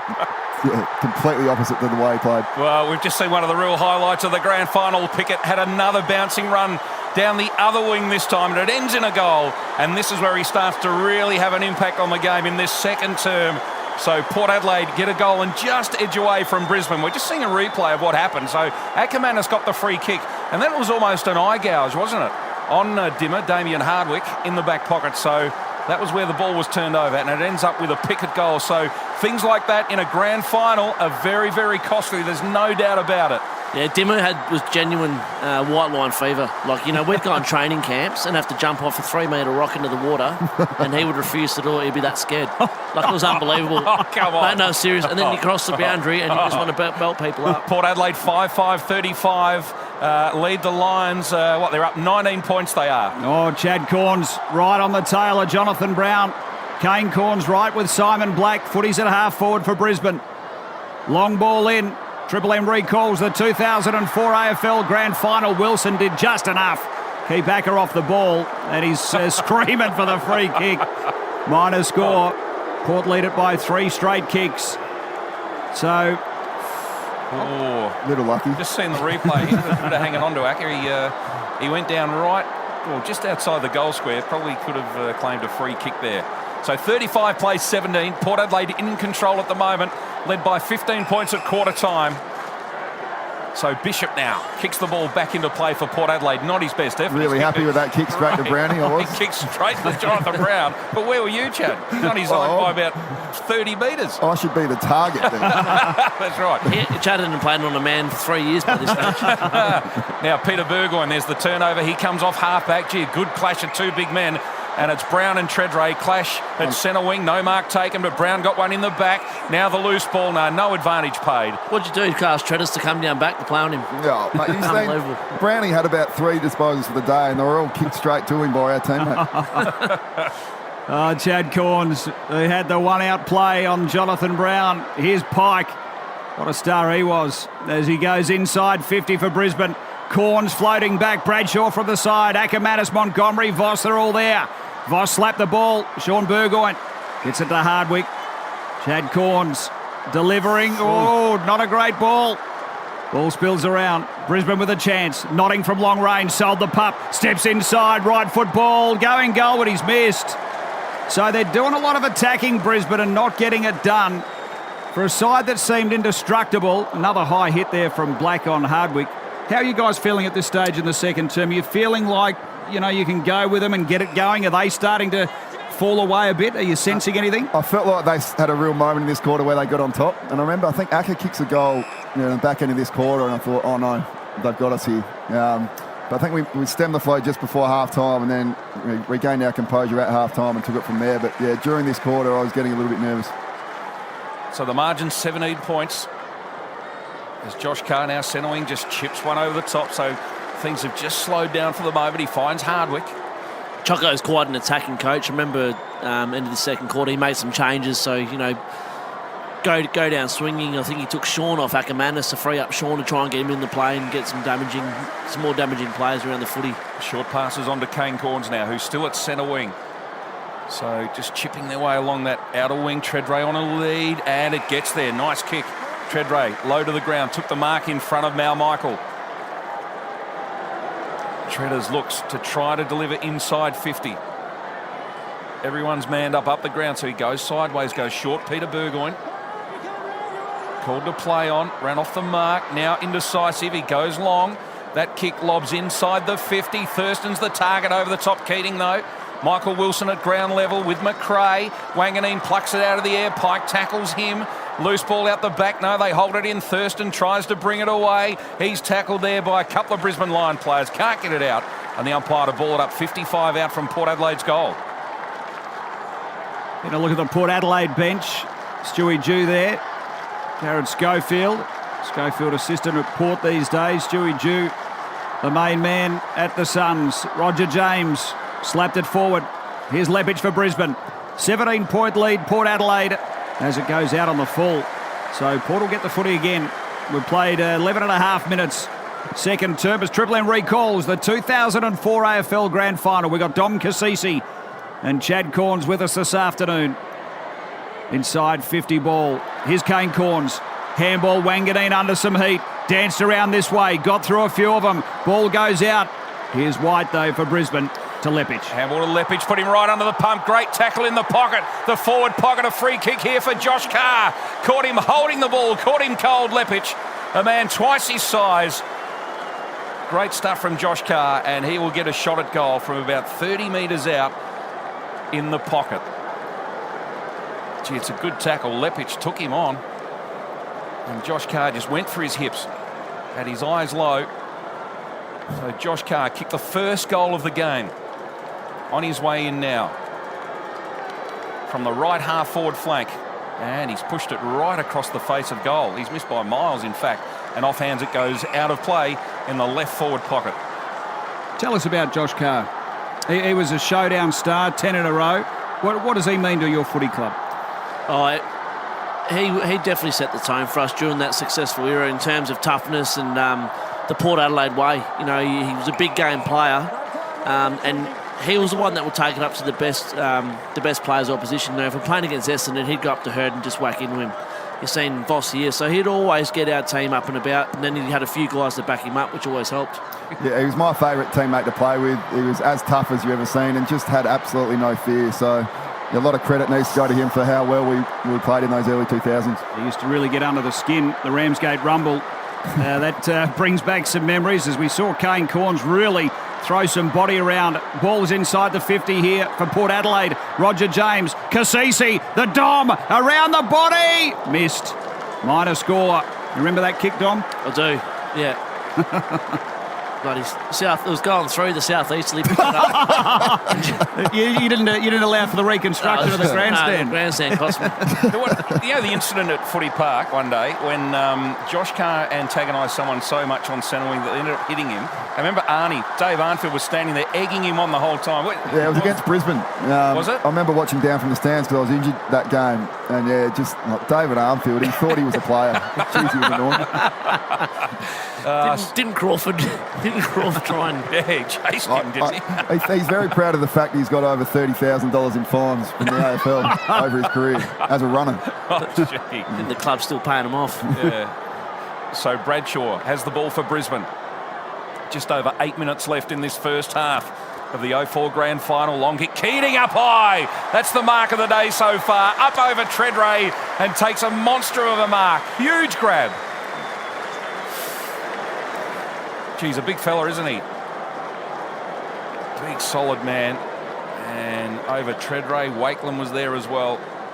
What was Treadray doing back there? Getting in the way by the look of it. He did like to push back as a forward, get back and fill some gaps in defence. And because he was so good aerobically, he had the ability to, then get forward really hard after that. So Keating, Brisbane need a goal. He's had just the 5 touches in this first half so far. So not a huge day yet. Had a real battle with Dean Brogan so far in this game. On his way in, Keating will be 35 metres out. Right foot drop punt on its way, and I think he's got it. Gee, Brisbane needed that one. It's been about 20 minutes since their last goal. So things have really dried up here at the MCG. So a much-needed one for the Brisbane Lions. And, gee, the scoreboard's just a bit slow to tick over here. Hasn't been a great quarter of footy, has it? At the MCG. No, a bit scrappy. But, gee, it started at such a frenetic pace in that opening term. Things had to calm down for a little while, surely, as we just see the replay of this massive Clark Keating mark. So Brisbane just edge a bit closer to Port Adelaide. Keating's first goal of the afternoon. As we check the Triple M Beaumont Tiles scoreboard.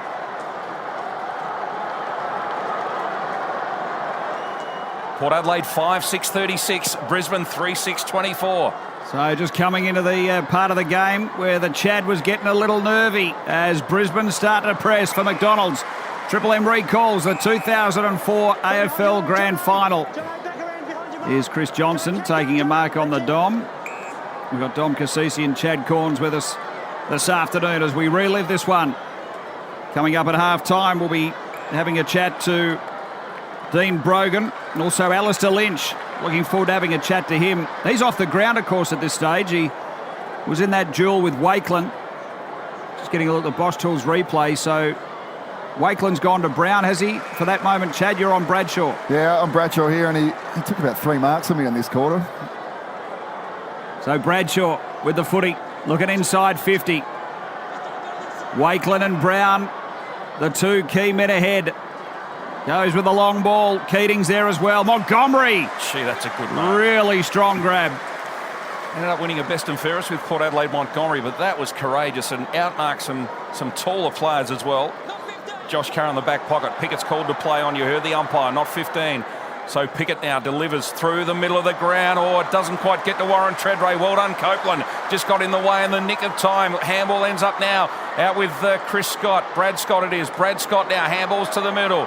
Easy to mix them up. Now goes to Mal Michael. Michael delivers inside 50. That's in the back, umpire, surely. Well, as Bradshaw just shoved Chad Corns out of the way. I was pretty sure it was, Ditz. 2 hands in the back. Yeah, you can see me complaining right then. I didn't have a great relationship with the umpires, which was pretty obvious, but I thought this one was right in the middle of the back. But well, it was. And it makes you wonder when they started to introduce 2 and 3 umpires that they were there watching. They could see these things, couldn't they? I often wonder if umpires get caught ball watching as well. The ball's coming in, rather than look at the 2 players attacking each other. So Bradshaw on his way in now. Back-to-back goals for Brisbane. Very, very handy for the Lions. And you said earlier, Chad, that you found this fella pretty hard to stand at times. yeah, he's really good with his body positioning, like in the lead-up to the marking contest. And then you can see there how well built he is. He was very, very strong, and yeah, great one-on-one. Even though that one probably wasn't a mark.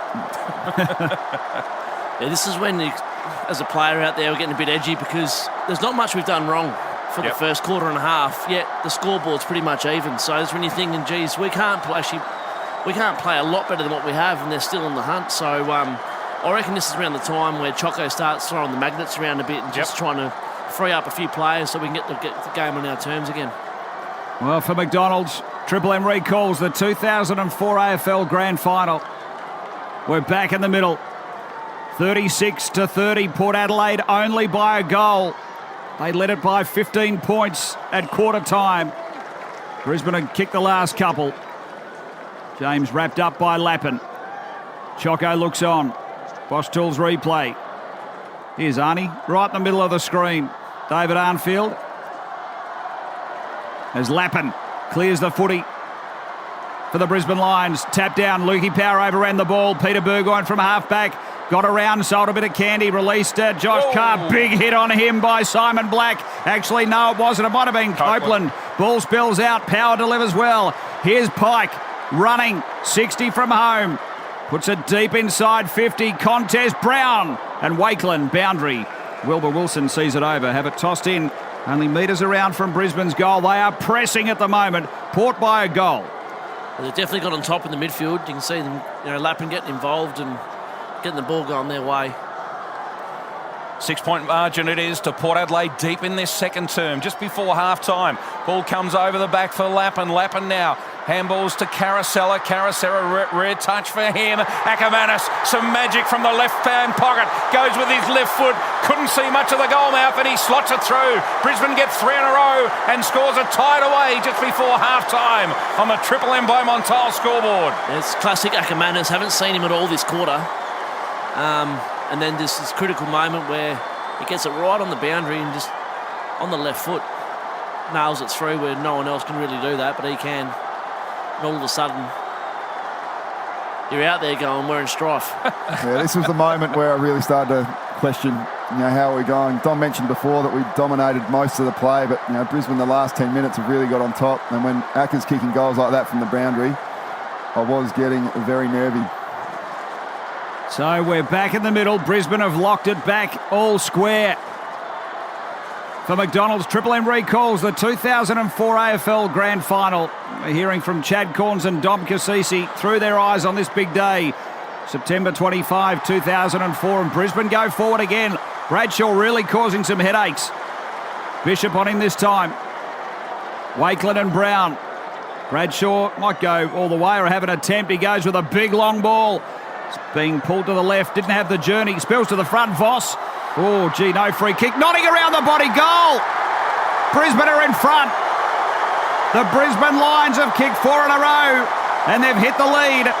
22 minutes gone, second term. Triple M Beaumont Tile scoreboard. They're out by a goal. Chad Corns and Dom Cassisi. Yeah, we're getting smashed in the middle, and their forwards have really got on top. You mentioned Bradshaw, the quarter he had, probably 4 marks. And then, the front and square work here from Notting. Great finish. Now we're very nervy, Dom. Yeah, not wrong. So Walshy would have been getting the midfield up and about, making a few changes in there because if you can't stop Brisbane in that space, and with how dangerous their forward line is, and when they get their run going, they're impossible to stop. So deep in this second term, the clearances are only 1 apart. It's 12-11 Port Adelaide's way. And on the scoreboard, Brisbane lead by 6 points. In the middle, Keating just belts it forward. They're going into attack again. Kingsley, though, cuts them off. Handball to Treadray, who started at half-back, it would seem, at that centre bounce. He ran off and got the handball away. Thurston went to ground at the critical time. Puts Kane Corns right under pressure, but he dives in after it. Locks it up beautifully because there are a couple of Lions players hovering. And we'll have a ball up now at centre wing. So just over 3 minutes remain in this first half at the MCG. The grand final of 2004. Keating starting to get on top. Wins another tap. Bishop was there for Port Adelaide. His kick just dribbles to the boundary line and goes out of play. And I guess you'd have to be questioning yourselves a bit, wouldn't you, at this stage of the game? Because you're up against a side who's looking to make it 4 grand finals in a row. This is the first time you've been there after folding in the couple of years before. So there must be some mental demons playing with you right now. Yeah, and the chokers tag got thrown around the years prior to this, so that did start to enter your mind around this moment. I just felt like, oh no, not again. We're going to let another huge chance slip. So halftime definitely came at the right moment. Really composed ourselves, and then obviously ran over the top of them as the game went on. But right now this was very tense. And pre-game, Dom, Choco's desire was to be with them at half-time. So even though you sort of were, did it feel like you sort of weren't because they'd kicked 4 in a row? Yeah, well, look, Choco broke it down really well at half-time, and he stuck to what his initial plan was. Boys, if we're close to him, we are close to him. We got more run than him. Let's just take him on. So he didn't really deviate, which probably gave us a bit of confidence to come out in the third quarter and go, well, you know what, we did get pumped a bit the second quarter, but we're actually in the position we wanted to be in, so we were able to put it behind us a bit, and we knew that if we could deliver what we did in the first quarter and get on top in the midfield, well, we're able to score as well. So, but massive doubt at this stage of the game. 24 minutes gone, second term for McDonald's. Triple M recalls the 2004 AFL Grand Final. Power inboard, finds Lappin, who's got really busy this term. Byron Pickett holds him up. Pickett has really shown some dash and run so far today. Footy on centre wing. Lappin comes inboard.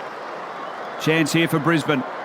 Michael goes sideways. Here's Copeland, front edge of the centre square. Actually didn't get that far. Try the big barrel. Inside 50, Montgomery straight to the boundary. That'd be deliberate these days. Out of bounds. We'll have it tossed in. 10 around Brisbane goal. Very tough, Monty. Probably a little bit unheralded, underrated, but his courage in the marking contest and ability to drop off his man to impact other marking contests was outstanding. Yep, for sure. As we've mentioned, one of best and fairest at Port Adelaide. So Keating in front, brings it to the goal square. Dangerous play. And Brogan concedes, sees it through for the minor score. So another handy point in the context of this game for the Lions. 6-7-43 they are. Port Adelaide 5-6-36. Triple M Beaumont Tile scoreboard. So Bishop brings the ball back in to Wakeland. Gives the handball to Burgoyne. Goes down the line. And here's Montgomery, the man you speak of, Chad. Sideways to Carr. Running, delivering inside 50. Thurston's got him in the left forward pocket. Last couple of minutes opening half. Toby Thurston's. Tell us a bit about him. Good crib point, lad. I think Ditz mentioned before, it took him 5 years to debut. And from that moment on, he had the ability to play forward and back. As you see here, he's ruck a bit over time. Beautiful set shot for goal. Very skillful for a big man. In he comes. Thurston's on the way. Gets the goal. So Port Adelaide drag themselves back to almost level on the Triple M Beaumont Tile scoreboard. We head towards half-time. Nearly 27 minutes gone. We've got Dom Cassisi and Chad Corns with us as we recall the 2004 AFL Grand Final. And as we look across these players, as far as leaders go, because at this stage of the game, you'd be looking for leadership. You're an experienced group. Who are the sort of guys that led that sort of stuff? Because, Chad, you were known as a bit of the barometer of Port Adelaide. When you were up and going, they were up and going. When it's all like this and locked away and hard and tough, what sort of players are you looking to? Well, right now, like Matty was the one for us. You know, when the games were in the balance or we weren't, playing as instructed, he was the one to gather the group in and get us back on track from then. At half-time, Matty would have been down there giving some advice. Kari, obviously, a great leader, and you had Treaders, Wanganeen, Wakeland, Michael Wilson, guys like that. So there was a great spread of leaders throughout this team. For McDonald's, Triple M rocks footy. Port Adelaide bring the ball out of the middle. It was Josh Carr that kicked it out to the half-forward flank, and Josh Marnie just couldn't keep it alive. It's out of play. And, Chris Scott gave him a mouthful as well. So we're just seeing a replay. It was a beautiful tap from Lade down to Josh Carr. Throw in now. Centre wing. Ackermanis comes away with it, although in the end he's run down by Sean Burgoyne beautifully, but it spills free for Power. Luke Power now, grabbed by Kingsley, flung in the tackle as he got the handball forward. Now there's a bit on behind play again. We'll try and stay with the action for the moment, and it's gone out of play again, right by the interchange gate. Yeah, it's a piece of footage where Kari had Ackermanis pinned to the ground and clenched his fist about to give him one, but I think Kari...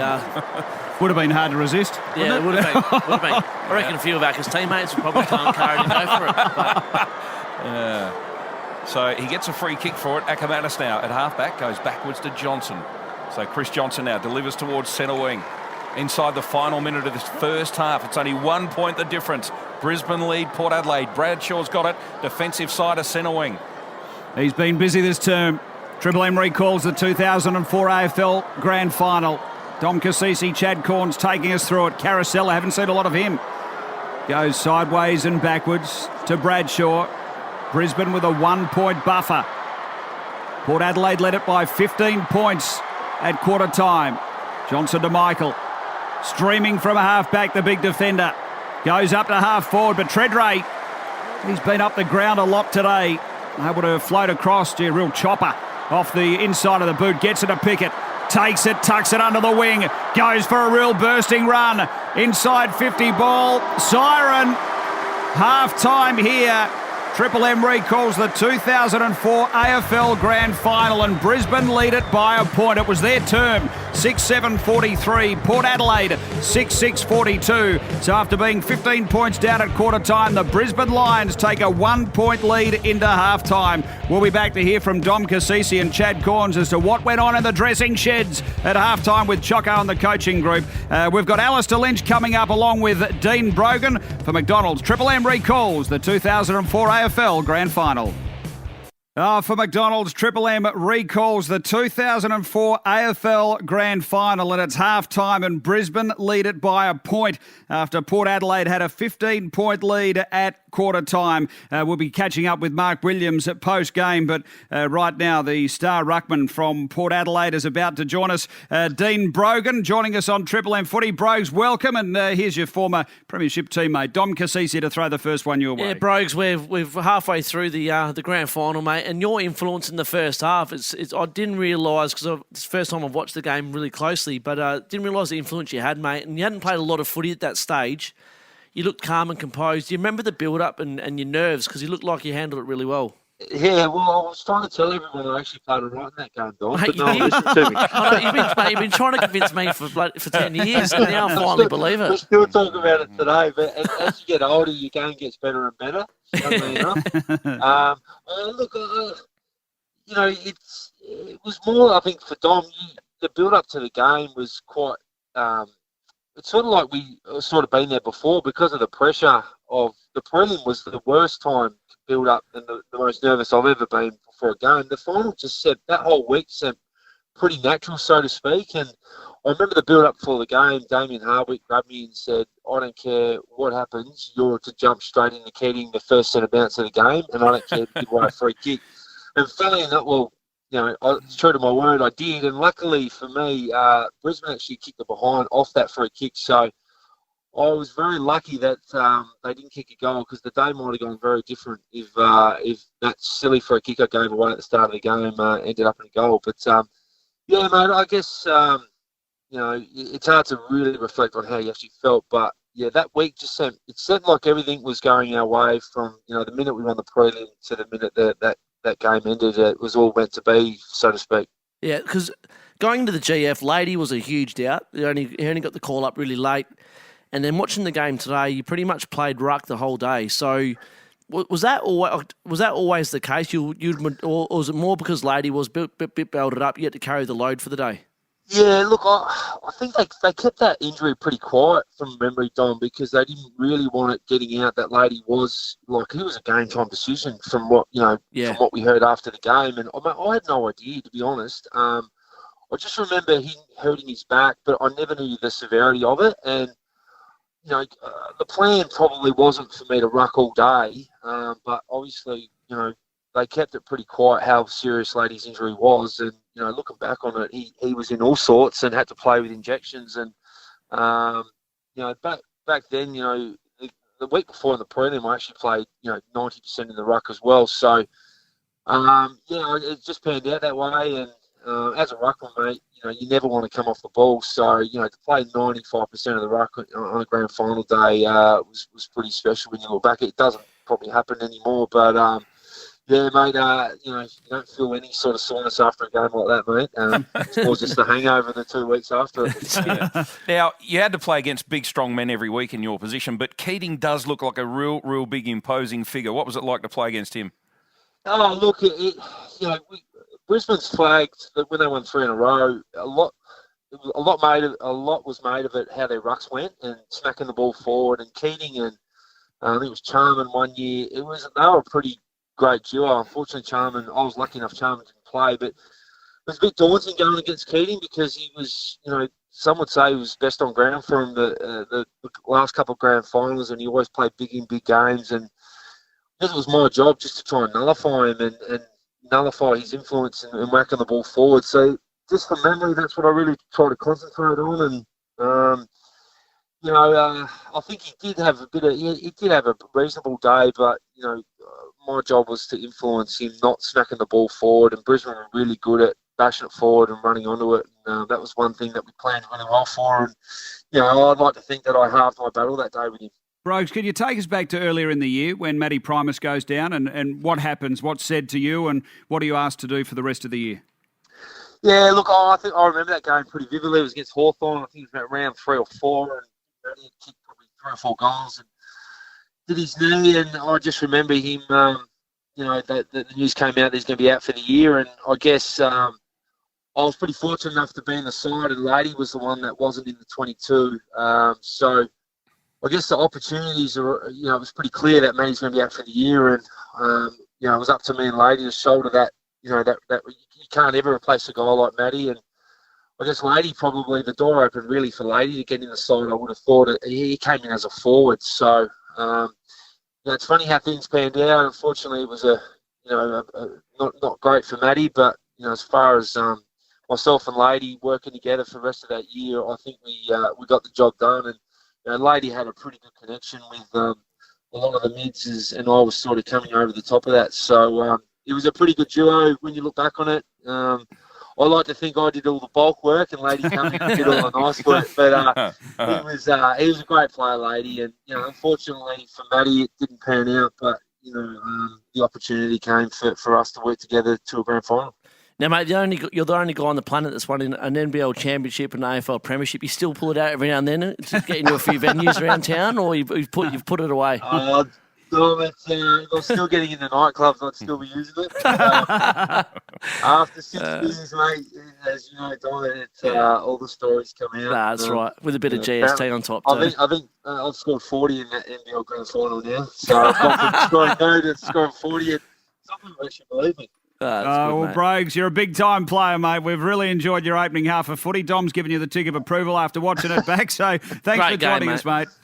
No problem. Thanks, guys. Cheers. See you, mate. There he is, Dean Brogan, the lead ruckman for Port Adelaide. Triple M recalls the 2004 AFL Grand Final. We've got Dom Cassisi and Chad Corns looking back on this big game. And at halftime, we're about to have a chat to a man who starred in some sort of way, anyhow, in the opening half of footy. Alistair Lynch, the star full forward from the Brisbane Lions. Lynchy, thanks for your time, mate. Welcome. And here's Chad Corns to throw the first question your way. Obviously, one of the greatest moments in grand final history, the famous altercation with Darryl. Was it premeditated or not? Nah, not at all. And it felt like almost like a subconscious type of out of body experience. It was that bad of an experience. I mean, and it's taken 15 years to get over it, but now this will refresh it a bit. And you know what? I mean, in your own worlds where you sort of, you build yourself up, and look, we've been very selfish here. We're going for 4 flags in a row, and actually it was going into the game. It was the best I've felt physically. I've been back for a couple of weeks from injury and actually felt all right. Then I think there was my lead out in front of the southern stand, and I think Treaders might have intercepted in front of me, but I was trying to stride out. I've snapped a quad, and with that, it's sort of like, geez, my world's ended now. Well, certainly not that extreme, but in my mind, and my opponent, Darryl, exactly why he's been a very good defender over a long period of time, continued to niggle, and then something snapped, and thankfully I didn't actually land any. Otherwise, I still might be locked away. But no, it certainly wasn't premeditated at all. It was something I regret greatly. So what was the actual punishment in the end? So the punishment, and so this is where I went from bad to worse. The next mistake I made was I announced my retirement at the end of the game. So I was I think the charges were something like 3 strikes and 4 attempted strikes, and I reckon I had 8 air swings. So I thought I'll just accept that. It says I landed 3. So yeah, good, I'll take that. And so it was a 10-week suspension and a $15,000 fine. And the $15K was essentially because I'd retired and I couldn't serve the suspension. So yeah, from bad to worse. It went over the couple of days. Lynchy, it's Tommy. A few of us were hoping that you were going to get hold of David Armfield and lay a few into him, mate. And we probably would have covered you fine. No. Oh, yeah, no. It was best it stopped very quickly. I had, I think, was it Shawnee Burgoyne and Acker were nearby? They were like making love next door to you. They just staying well away. I don't know what they were doing. They weren't jumping in to sort of help out or bloody break it up. So, no, that was quite entertaining, just that. And Lynchy, was that always going to be your last game? Or if you got through that well and won the premiership, would you have tried to go around again? No, I was done. And I reckon it was one, I actually used to really enjoy training. Then I think it was about July or August, driving home from training one day, I just knew I was cooked. Just as far as I didn't have the motivation to get back to training and train hard. So I knew I was done. And I hadn't said anything about that. I mean, wasn't something I wanted to do and come out and announce that I was retiring or anything. But stupid Acker he's announced it in his article during the week, so that Lynchy hasn't told anyone, but he's retiring at the end of the game. So, oh well, okay, that's probably as better than his article when he said Nigel Lappin's got broken ribs the year before. But anyway, so no, that was planned. I was done. I was 36, so I'd had a good run, and certainly not to finish on a high, but to finish at the latter part of my career to be involved with those premierships and grand finals was a reasonable way to finish up. Yeah, you're not wrong. And Lynchy, what about the Lions now, mate? Finished second on the ladder. You must be pretty proud of where they've come from and where they sit right now. Yeah, I think what they've been able to do over the last probably 2 or 3 years to just build a group of young players, adding a mix of some experienced guys in the primes of their career, and I think that's been the key. Bringing in guys like Lachie Neale, even guys like Link McCarthy, who struggled elsewhere but now is playing his best footy. Mitch Robinson's doing a lot of good stuff. Then you got McCluggage, Berry, Witherden, Harris Andrews. Well, Charlie Cameron, absolute superstar. So I think they've done that really well. They haven't gone for the quick fixes. They went to the draft and drafted elite talent, then thought, well, now we need to bog up a few holes with some experienced players that have still got some good game in them, and it's just worked perfectly. And Chris Fagan, and you guys know David Noble fairly well, good footy people that are just trying to build something that's going to be sustainable rather than a quick fix that we've had over the last few years.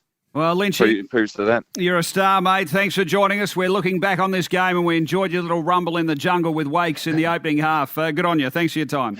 No worries. I'll go back into treatment now. I only just got out of it. But anyway, Thanks, mate.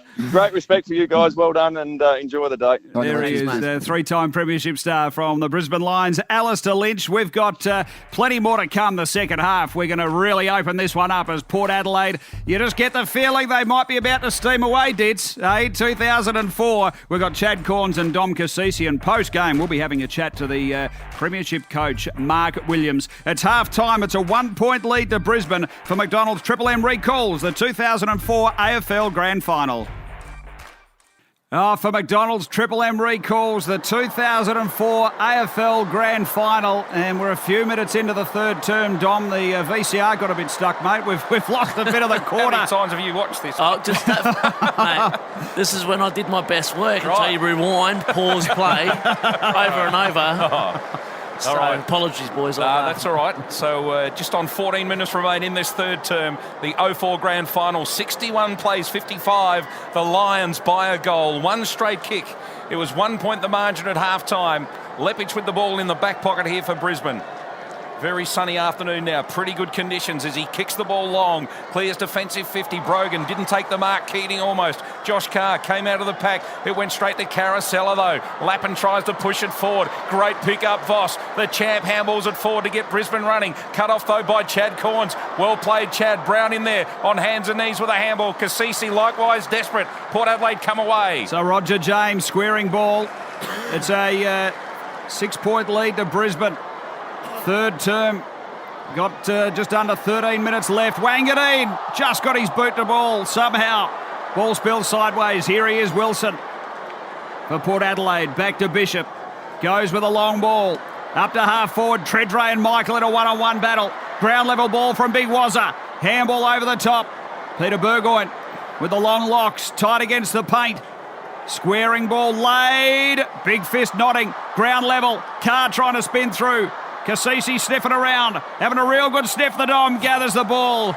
He's wrapped up. And we'll have a ball up deep 50 here for Port Adelaide.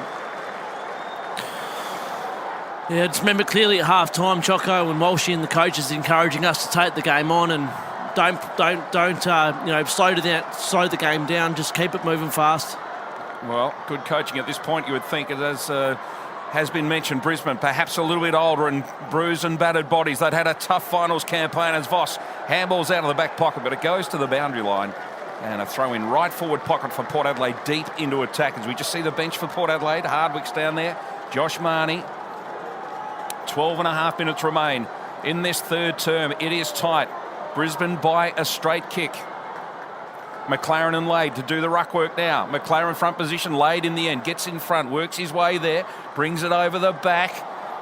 Port Adelaide with the tacklers. Cassisi came out of the pack. He's tackled by Voss. And Dom just gives him a little elbow just to shake him off. The umpire says, I'll ball it up. We invited Vossy to be here today, but he politely declined the offer. Never watched the game back, Vossy. No, that's right. Probably because of that little bump. He's probably just a bit intimidated. Captain of the century. He's a bit worried about that. You got him. You showed him. So we've had our third ball up in a row. Hey, Dom, the Vaseline seems to have disappeared from the hair too. It sort of dried right out. I washed it out at half time. It wasn't working for me. So Johnson now from the back pocket handballs and sets Copeland running. Copeland over the top now. Brad Scott with the footy. Does a 360, pirouettes, goes backwards, puts his teammate under the pump, and an errant kick finds Roger James. So James, squaring ball to Wanganeen. So Choco talked about playing on. Did you guys believe that you could outrun and gun Brisbane? Yeah, definitely the real belief within the group. As mentioned before, if we're close enough at half-time, our run, our endurance and our fitness would take over. And it becomes really evident, from now to the end of the game. This is the Andrew Russell era, isn't it? Where it was thought that you boys were really, really fit. Well, he was the best fitness coach I've ever been involved with. The belief he gave the players, even if it wasn't quite true, he'd make you believe that you were fitter than anyone else that you come up against. So, yeah, just being within striking distance, very confident we'd be able to run over him. We're halfway through the third quarter, Chad. No goal for Jonathan Brown. He doesn't get one at all for the day. You must be pretty chirpy with yourself at the moment. Look, he went in with that real, banged up knee, so he couldn't give his best effort and, intent. I didn't play a good game, but looking back, to be able to hold him to 0 goals is something you can be proud of, I guess. Chad Corns and Dom Cassisi as Triple M recalls the 2004 AFL Grand Final. 15 years on for Port. Brisbane lead it halfway through the third term by a goal, 61-55, and that is all happening on the Triple M IGA Liquor scoreboard. So throwing now, 55 around from the Port Adelaide goal. Gee, 2 ruckmen from each team go up. You don't see that too often now. Chance for White just to keep it alive inside the boundary line. He can't. And you can see Sean Burgoyne now up at half forward. The boys mentioned already that he was released in this second half. He played in defence on Ackermanis for most of the game, or most of the first half, I should say. So Lade now, McLaren, to take this throw in. Lade in front, brings it down, but Power, read it the best of all, Luke Power. Got it to Lappin. Lappin now to the running Chris Scott.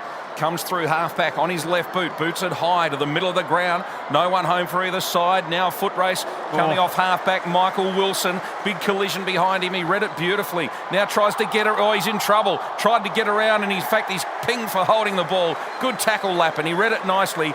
Michael Wilson took him on, tried to get around him and sell the dummy, but was caught holding the ball.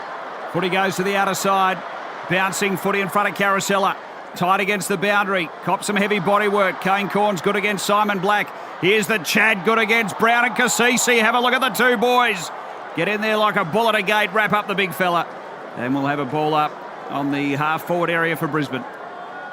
Dom, you spoke about Wilbur before, the pain he had to play through with his shoulders. I was actually speaking to him a couple of weeks ago, and he said he fell into a state of depression after this game just because of the mental work it took for him to get up for every game. He actually couldn't sleep during the night because his shoulders were in that much pain. And just the sort of anguish he went through after this game was unbelievable. I didn't really know what happened until 2 weeks ago.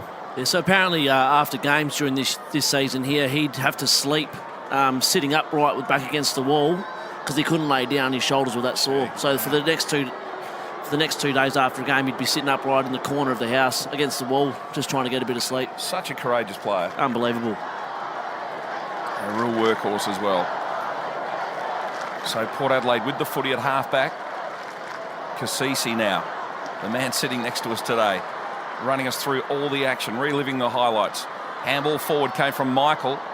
Kane Corns head over the ball, gets a handball out. Treadray in heavy traffic. Treadray bangs it onto the boot, gains about 30 or 40 metres. It dribbles along the boundary line and goes out of play. Montgomery not able to keep it in.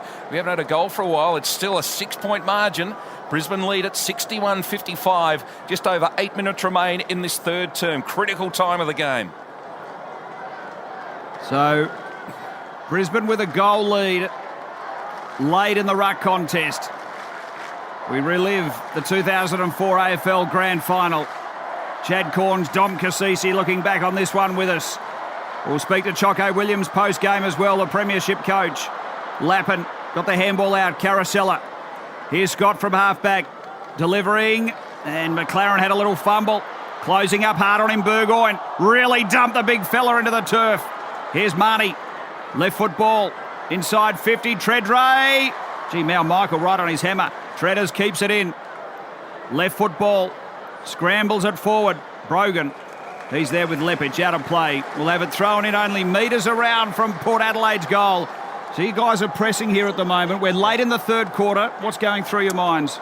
I think just trying to inch away at it. I mean, you can see Brisbane are trying to slow us down by bringing heaps of numbers to the stoppages, whereas they're concerned about our run, but we couldn't get it going. Adelaide has taken it out of this ruck contest, got it onto his left boot. It was about a metre out of goal in the goal square, and it just didn't go through. They just couldn't force the goal. Brogan fighting for it. And Port Adelaide to 8-8-56. Brisbane 9-7-61. So, Dom, have you been moved on to Accra at this stage? Yeah, so that's when Arnie came out and told Sean to go on ball, get around the footy so we can have, a bit more run around there with his pace and his good ball use, and then I was put on Ackermanis. Brisbane by 5 points on the Triple M IGA Liquor scoreboard. They go all the way, long kick straight down the corridor to the middle of the ground. Poor defence coming up here. Just watch me. The Chad just watch me. Nodding, takes him on, gets around. Inside 50. Where are you, Chad? Well, if you see, Brownie gets in behind me. Ball watch. Didn't pay him enough respect in that moment, and it was, one of the easiest possessions he had throughout the day. So he hasn't got a man within cooey of him. Here we go. Get to look at the replay here. So you've held him all day, and then he gets clear here, and you're a goal down. And you're just really disappointed in yourself in moments like this. Like you said, held him goalless so far. These are goals he normally kicks because he's such a beautiful kick of the ball. So right now I'm very, very angry at myself and just looking forward to the next contest so I can redeem it. It's a real pivotal moment of this game because he comes in. This could stretch him to 2 goals in front late in the third quarter. Kick on the way from the big fella. He's hung it out. Minor score only. Bit of relief there, Chad. Very relieved. Yeah, if he kicks that goal, who knows what happens. That could give him some confidence that the boys would get up and about, and you just don't know where that game would have headed if he kicks that goal. So margin sits at 6 points. Triple M IGA Liquor scoreboard. Re-entry to come from Bishop. So Bishop now runs hard and kicks it long. Looks for Lade in the middle. Chad Corns flies from the side. No mark taken. Black's good to Ackermanis. Oh, he went to kick it and then changed his mind and dropped the footy. Port Adelaide pounce on it. Peter Burgoyne short pass is good. Pickett in the middle of the ground. Pickett now turns and delivers towards half forward. Doesn't find the target. Out on the lead, Thurston's cleverly tapped to Schofield. Been pretty quiet this afternoon, but this is a good handle. Montgomery now. Montgomery all the way to the goal square. Out on the lead and taking the mark. The smallest man there is Josh Marnie. And that is good play from Port Adelaide. Yeah, it was just Brisbane getting repeat inside 50s, able to turn them over across their half back, get it going our way. Oh, very cheap. Seeing a replay, bit of a cheap shot from Dom Cassisi. And again, Brett Montgomery, he's had some huge moments so far in this game. He's Dom the enforcer. He's dropped Voss. Wow. He almost dropped Acker. Acker had his head over the ball, and you've come through with the hip to the side of his head. He might have just glazed him, I think. He might have missed him, which is good. So Marnie now with the footy. What a kick this is coming up at this point in the third term. Normally kicks pretty well, Josh Marnie. He's not far out. He makes no mistake. And that's very, very big for Port Adelaide in the context of this game. Deep into this third term. And what a turnaround. Brown missed at the other end. The ball comes down with some beautiful ball movement. And Josh Marnie now goals for Port Adelaide. And we've just seen the scenes from the Alberton Oval, the massive crowd that was out there watching on the big screen. And they are elated because scores are now tied away deep in this third term at the MCG. I reckon from this moment, from memory, this is where the game really opens up, and that the run and carry and the flair side of our games takes over. We get some great run from defence. The ball movement becomes a little bit more exciting, and we score some easy goals because of that from this moment on. Just standard perm mullet from a players supporter. You gotta love it. Dom Cassisi along with Chad Corns as we look back on this for McDonald's. Triple M recalls the 2004 AFL Grand Final. So it's about the 6-minute mark to go in that third quarter where you'll get the best view of the perm mullet if you get a copy of the replay on this one. So here's Schofield, and he's wrapped up, and in at the base of that, Adam Kingsley. What a star defender turned forward he was, Kingsley. He sort of floated around. Tell us a bit about him. Yeah, he's a half-back, very, very skillful, left and right foot, a great footy mind. Obviously, he's done some great work in assistant coaching roles, since his retirement from footy. But one of those unheralded guys who, was pivotal the way we played. Gee, Ackermanis got an important kick. He won it. Left foot kick went to the goal square. Alistair Lynch just didn't complete the mark. That would have been very, very dangerous for Port Adelaide. And Bishop comes running away, bounds away on the half-back flank, gets it to Stuart Dew. Dewey now comes around onto that natural left. He's a beautiful kick of the footy, and this is no exception. In the middle, Thurston's now handballs to the running Kane Corns. Port Adelaide moving the ball much better now. Lade crashes the pack. The ball comes to the ground. Pickett's in there, and Leppich just soccers it clear. They're desperate now, the Brisbane defence. Lappin and Marnie go after the footy. Can Marnie keep it alive? He punches it clear to Pickett. Well played. Pickett now runs and then delivers to the front of the goal square. Port Adelaide everywhere. Wanganeen takes the mark. About 25 metres out, straight in front. And Port Adelaide fans are on their feet now. They love Wangers. And the chance for Port Adelaide to regain the lead. Scores are tied at 62 apiece. 4.5 minutes remain in the third term. So you see the run and carry from Matthew Bishop and the risk he took from the back pocket there, really was the main reason for this goal. So Wanganeen, the champ, makes no mistake. Port Adelaide lead by 6 points, 4 minutes remain in the third term on the Triple M IGA Liquor scoreboard. Wanganeen, the legend, the week before got us over the line really with some clutch goals at the end in the prelim, and then now you see him starting to work his way into the game. Now that it opens up, gets in a dangerous spot. I think what was 2003, he nearly won the Brownlow from the forward pocket. I think came runner-up. Yeah, you're right. Who would you give him the Norm Smith to, Dom, if you were choosing? Oh, God.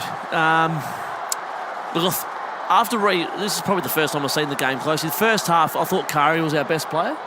But, I've been to see by the end of the game. I mean, Peter Burgoyne's been good at it. Obviously, Kane, his role's been unbelievable. And Black hasn't gone near the footy. What do you think, Chad? I don't want to sound biased, but it was probably the best game I saw Kane play. And if you're just watching the vision, every time Black is near the footy, Kane's right on his back, just didn't give him an inch. So I thought Kane was a bigger influence on this game as anyone else. And you can see also, now you watch the game closer, Kane's working hard the other way as well. Like, he's had a fair few inside 50s. He wasn't just, I'm going to shut down Black and just not do anything myself. You can see he's working him hard the other way. There wasn't really a standout player, though. I thought that Peter, Choppy, Gav, Kane, all really similar. So it would have been a hard decision for the selectors to make the Norm Smith choice. Just seen your man, Chad, get a ball all in space. You'd gone up to attack the footy further up the ground, and Jonathan Brown took an uncontested mark, and he's kicked it across the face out of bounds on the full. Maybe a little bit too attacking there. Really streaming hard forward as here's Schofield. So Port lead it by 6 points. 3 minutes left. Third term. Schofield measures it up. You can just see you guys are starting to get some space now. Kingsley from half-back goes long. Marnie.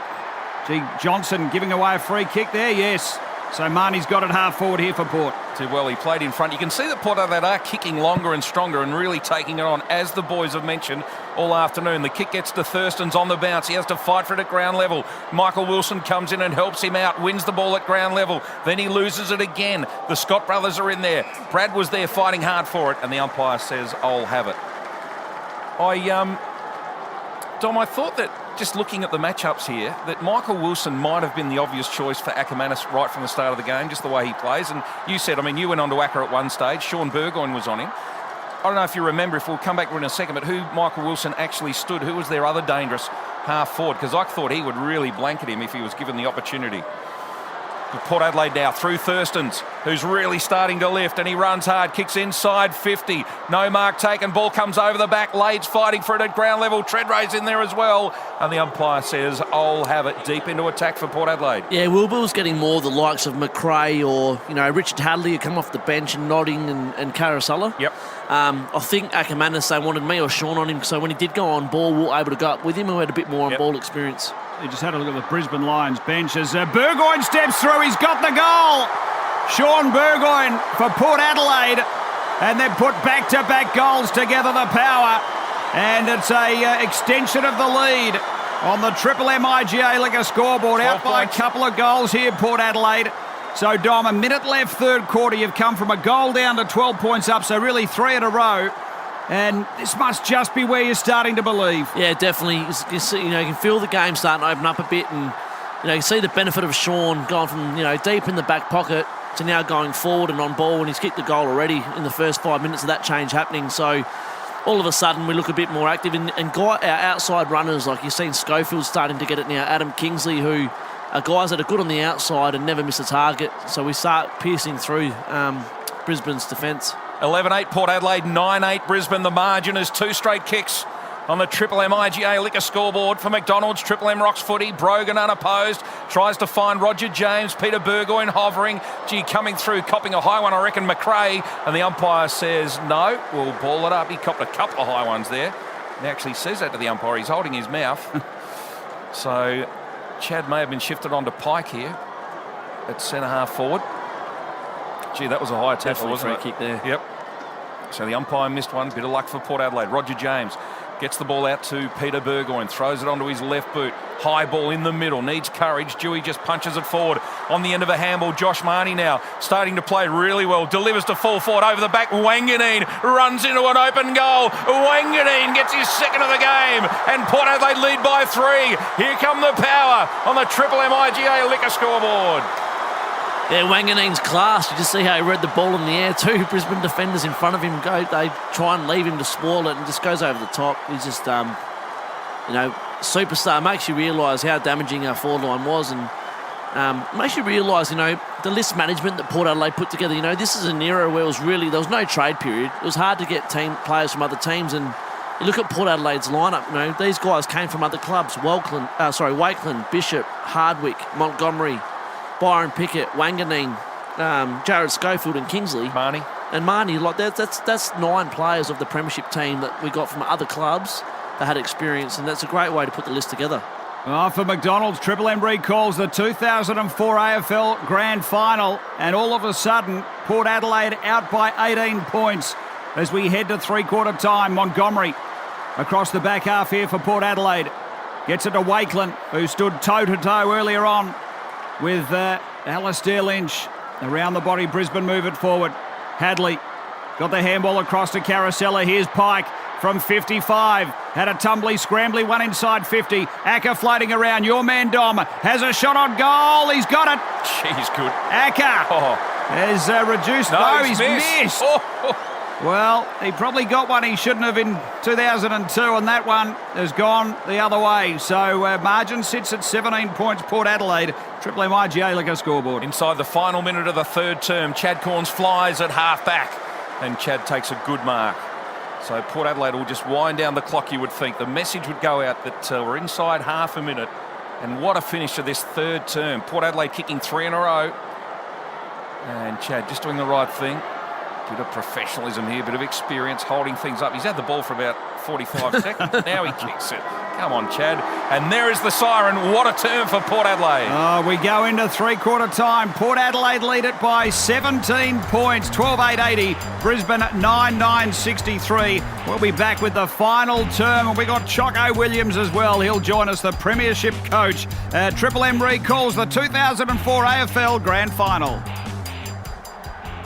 For McDonald's, Triple M recalls the 2004 AFL Grand Final.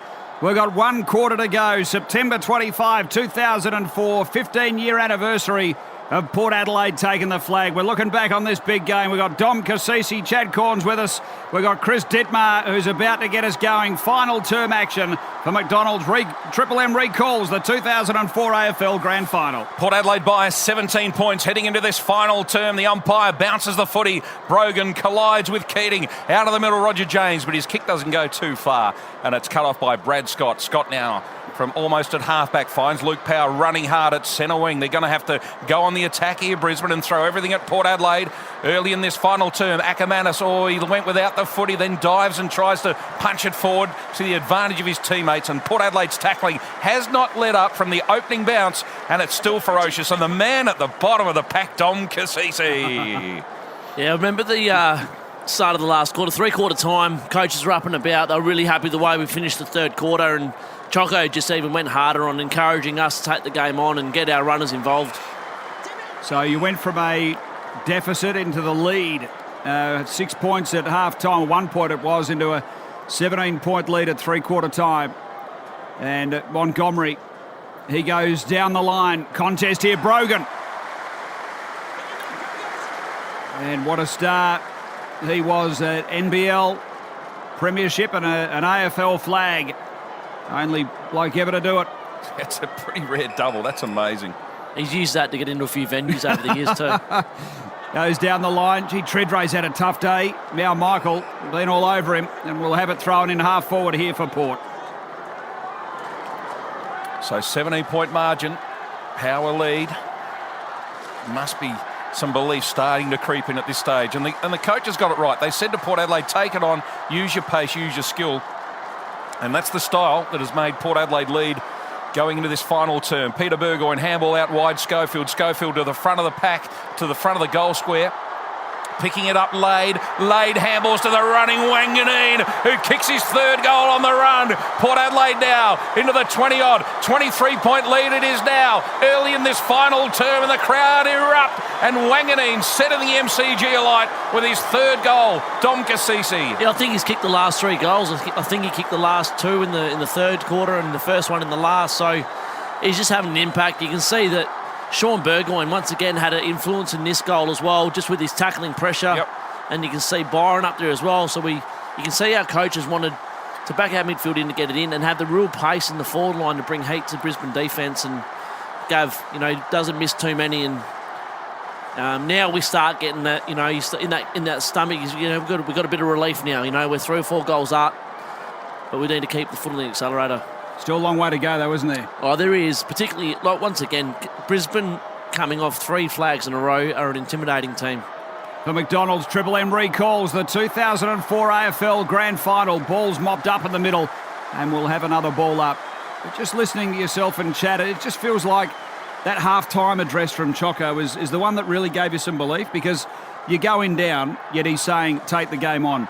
You take it on the third quarter, get a bit of a break, and you can see you're starting to believe in yourselves in this final term. Yeah, definitely.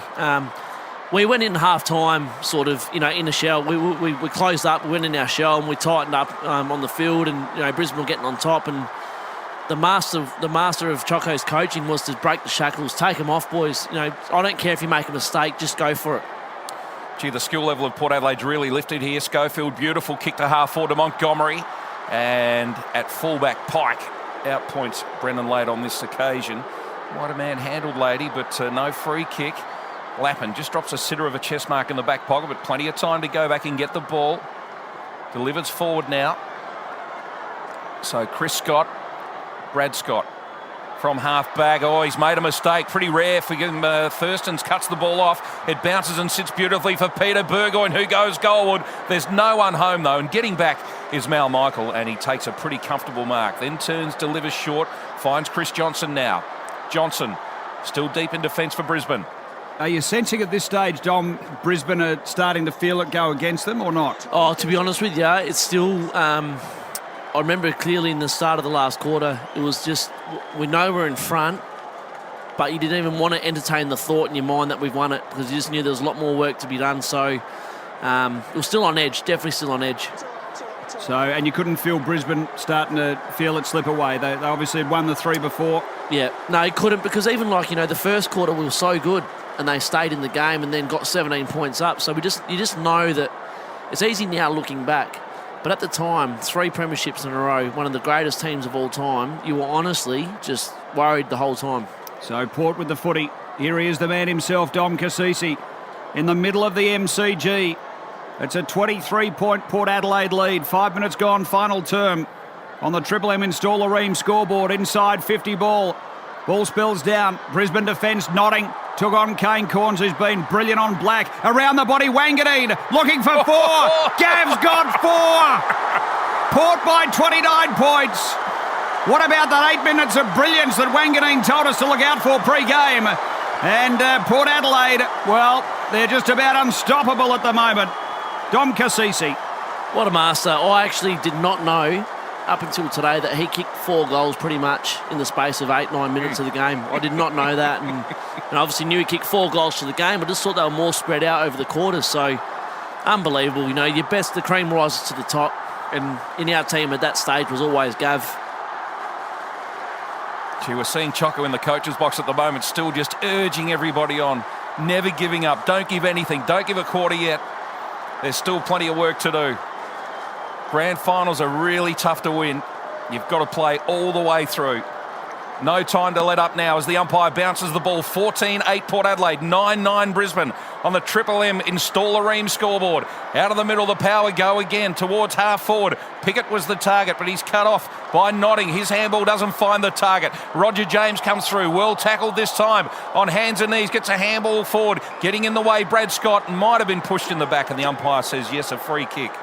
John, just a bit of vision we saw a moment ago, and something might be a strange thing to say to you, but there was always an argument about Port Adelaide being black and white and being the Magpies, and obviously I grew up with it all my life, and I always wanted us to be black and white in the AFL.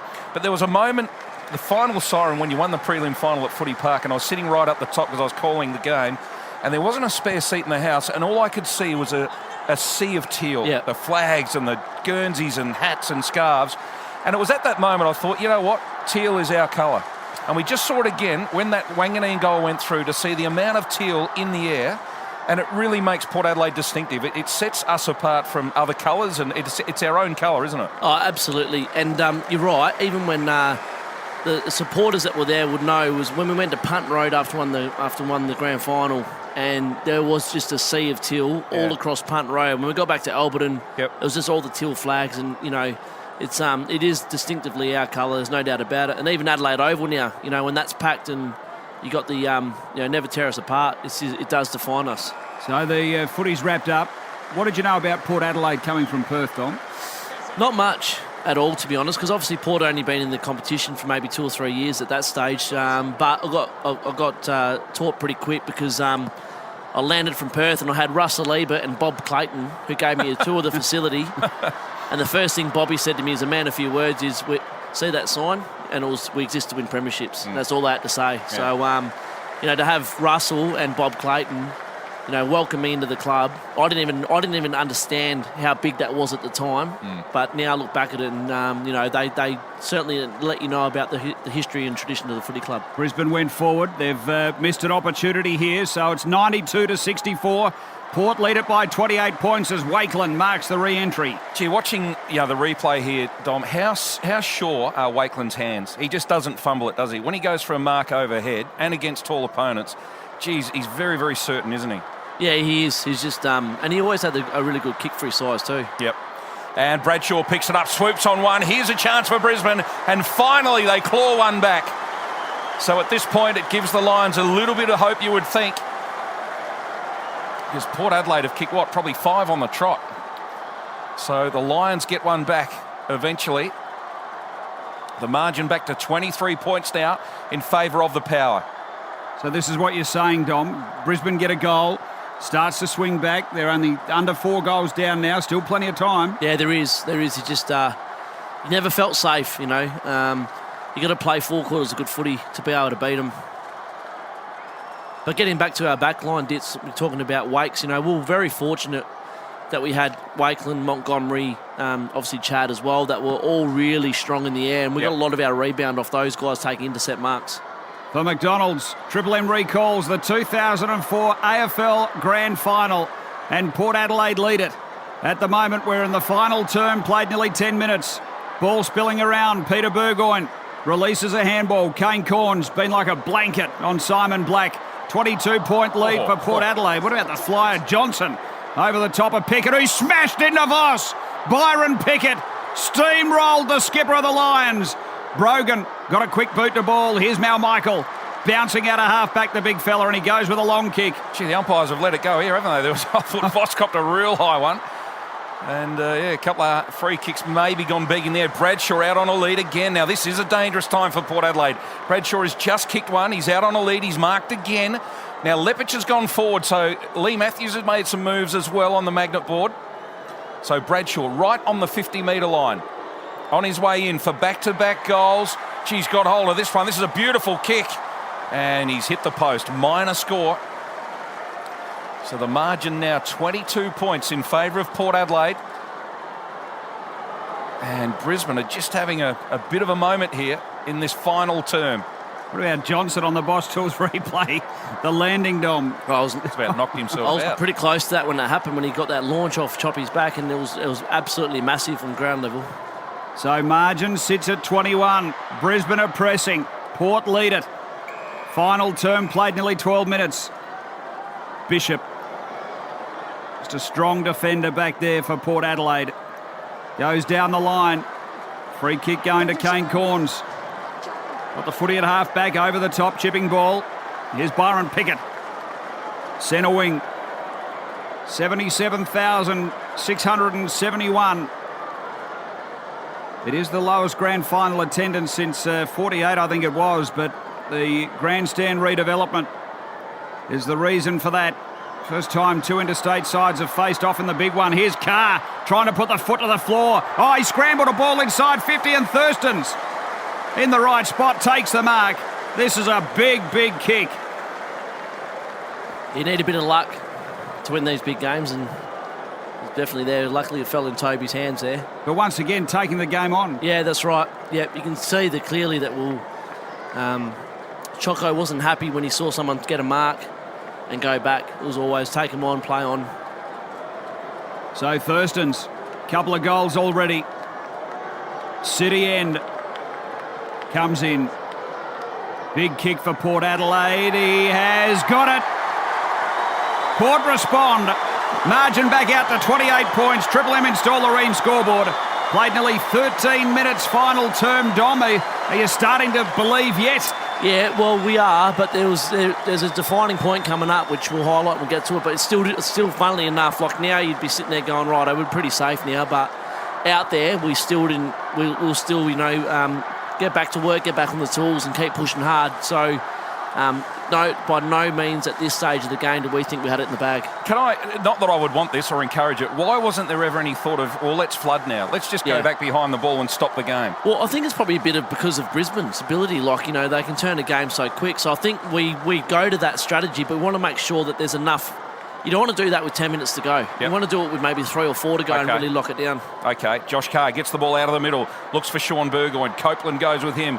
Burgoyne turned him inside out, but then Copeland redeemed himself with a good tackle, but he found his brother Peter Burgoyne with a handball. Now to Stuart Dew, 48 metres out, goes all the way. We know he can get the distance, but he's just offline. And minor score for Port Adelaide. So 15-9, 99, plays 10-11, 71. Port Adelaide in control on the Triple M install the Ream scoreboard. So Johnson for Brisbane. Nearly halfway through the final term for McDonald's. Triple M recalls the 2004 AFL Grand Final. 15 years on.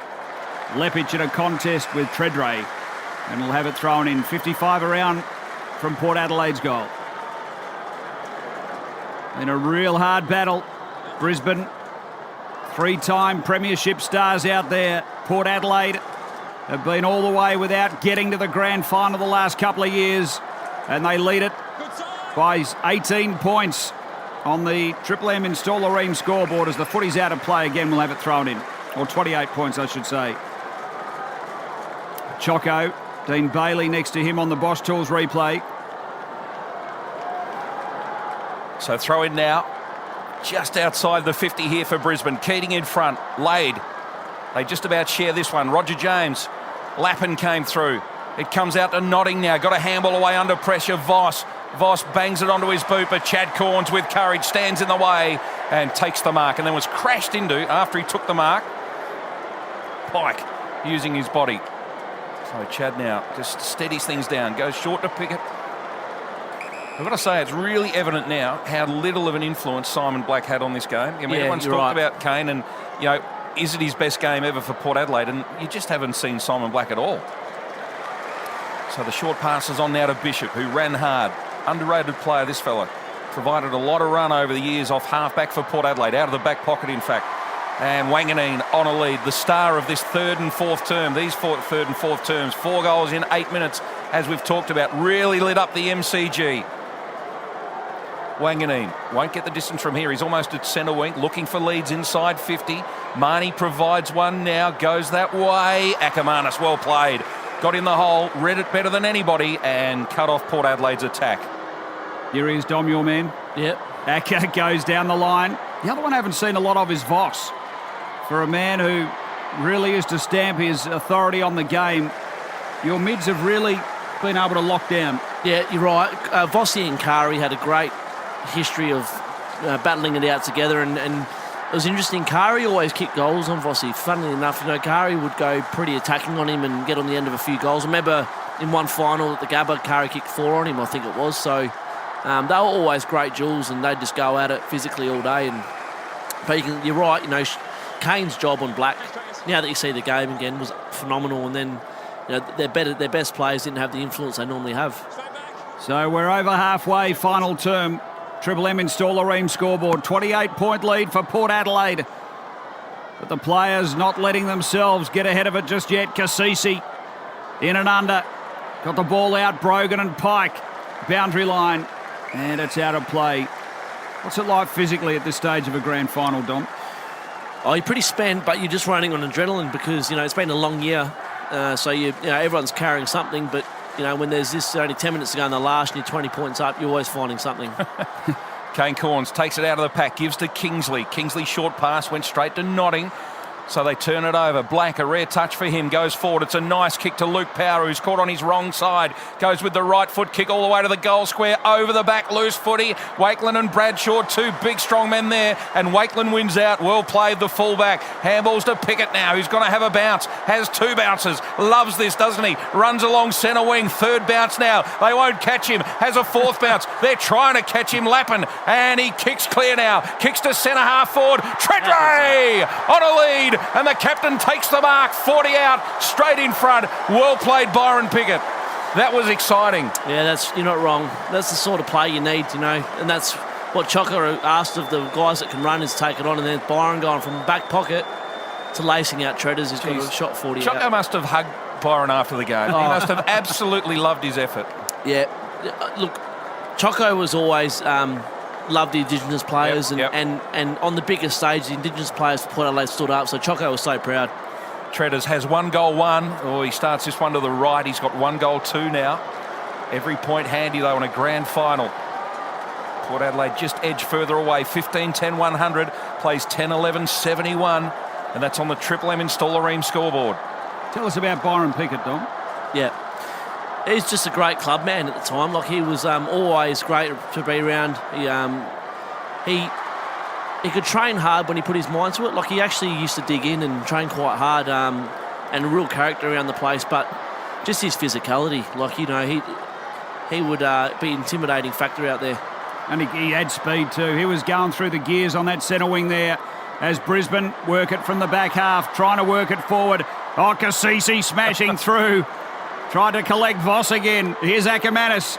Top of the 50, handball over the top, McRae. Tight angle, squeezing ball to Chad. Trying to get back, slipped through the hands. Tapped it to the brother Kane. 29-point lead on the Triple M Installer Ream scoreboard for Port Adelaide. And we're under 8 minutes left in the final term. Loose ball for Voss at centre wing. Picks it up, just chips inside 50. Peter Burgoyne, courageous. And he says to the players around him, let's just slow it down for the moment. There's 7 minutes remaining in this grand final. Port Adelaide by 29. So Peter Burgoyne steadies it down, chews up a bit of time. Now goes across half-back from one side to the other, to the back pocket of Brogan, who's been pretty good today as well.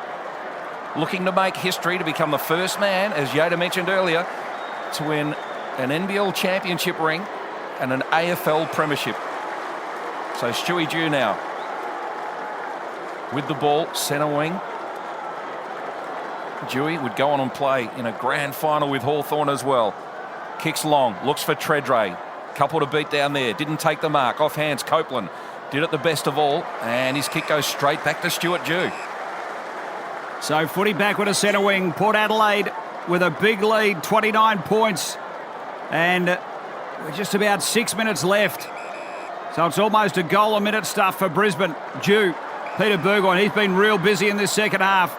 Goes sideways on the lead here. Wanganeen, he's got 4 for the day. Ball spills down. Jonathan Brown hasn't been sighted. The Chad's been all over him. Handball comes back. Copeland, dangerous. Ball spilling. McLaren for Brisbane. They just hack it out of there. Just over 5 minutes remain here. You must be feeling safe now as Lade takes the mark. It's about now, surely Port Adelaide think, well... yeah, we'll get in there. I think a lot of us, even speaking to the boys after the game, it would still thinking just one more would be nice with 5 minutes to go. But I mean, sure. You've got to think that. Looking at it now, probably no chance of losing. But you don't know that at the time, do you? No. So again, Brendan Lade's taken a fair bit of time with this. He kicks it 60 metres, goes to the goal square. Treadray waits at the back, off hands. And Chris Scott, great tackle this time again. Kane Corns on Black, didn't let him out of his sight. And Kane manages to keep the ball in the area. It's a ball up about 30 out from Port Adelaide's goal. Kingsley picks himself up. The forlorn bench of Brisbane, you can see that they are resigned to the fact that it's going to be climbing a mountain from here. McLaren, a big tap over the top. Brad Scott left the ball behind, back in after it now. Handball to the ruckman McLaren, a handball to Chris Scott. He sends it long, out towards Johnson, who got a bad bounce. Michael Wilson gets it for Port Adelaide now. Handballs forward on the end of it. Pickett now goes short, and Stuart Dew marks inside 50. Dom, you said right at the start of the game, you're a 21-year-old, you find yourself on this stage playing against some absolute superstars of the game, and you weren't sure whether you belonged, and you doubted yourself a little bit. When you won this game, individually for you, do you then come back next season saying, now I belong? Was it a defining moment? Yeah, it was because it was the most uncomfortable you feel in your whole, most uncomfortable you felt in your whole life, and you get through that day and you win, and then it inspires you to want to do better, and you definitely feel more comfortable at the level. Stewie Dew on his way from 50 metres, and that is the sealer, and he knows it. He's punching the air with both fists as he runs out of the 50 to celebrate with his teammates in the middle of the ground. And we can see the scenes at Alberton Oval, thousands on their feet, and thousands are screaming at the MCG as well. Port Adelaide surely at this point are headed for a famous victory, first premiership in the AFL. Yeah, the feeling out there was amazing. We all would look at each other and give each other a bit of a wink and a smile, knowing that we're pretty much close to getting it done. So, Dewey, you wouldn't want the ball in anyone else's hands. So is this the moment, Dom? Well, it's actually not. It sounds weird, and looking back at it, it's a bit embarrassing. But there's a piece coming up where we're like, when we actually looked at each other and gone, we've got it, boys. We've actually won it, and we're able to enjoy the last 2 or 3 minutes. That's how intense it was the whole day. So security coming out around the boundary. 35 points, Port Adelaide's lead for McDonald's. Triple M recalls the 2004 AFL Grand Final. The power surge forward again. Laid out of the middle. Tap from Marnie. Pickett tight against the boundary. He's going to try and sizzle it home. Byron, he's missed.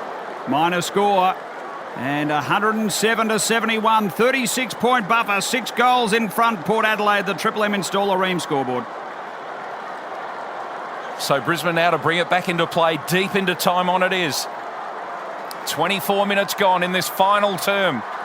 107 plays, 71. Port Adelaide leading. Johnson goes out towards half-back. Thurston's did well. Beat Mal Michael this time. Handballs to Stuart Dew. Dew inboard Kingsley, who plays on. Left foot kick at goal. Kingsley on the run.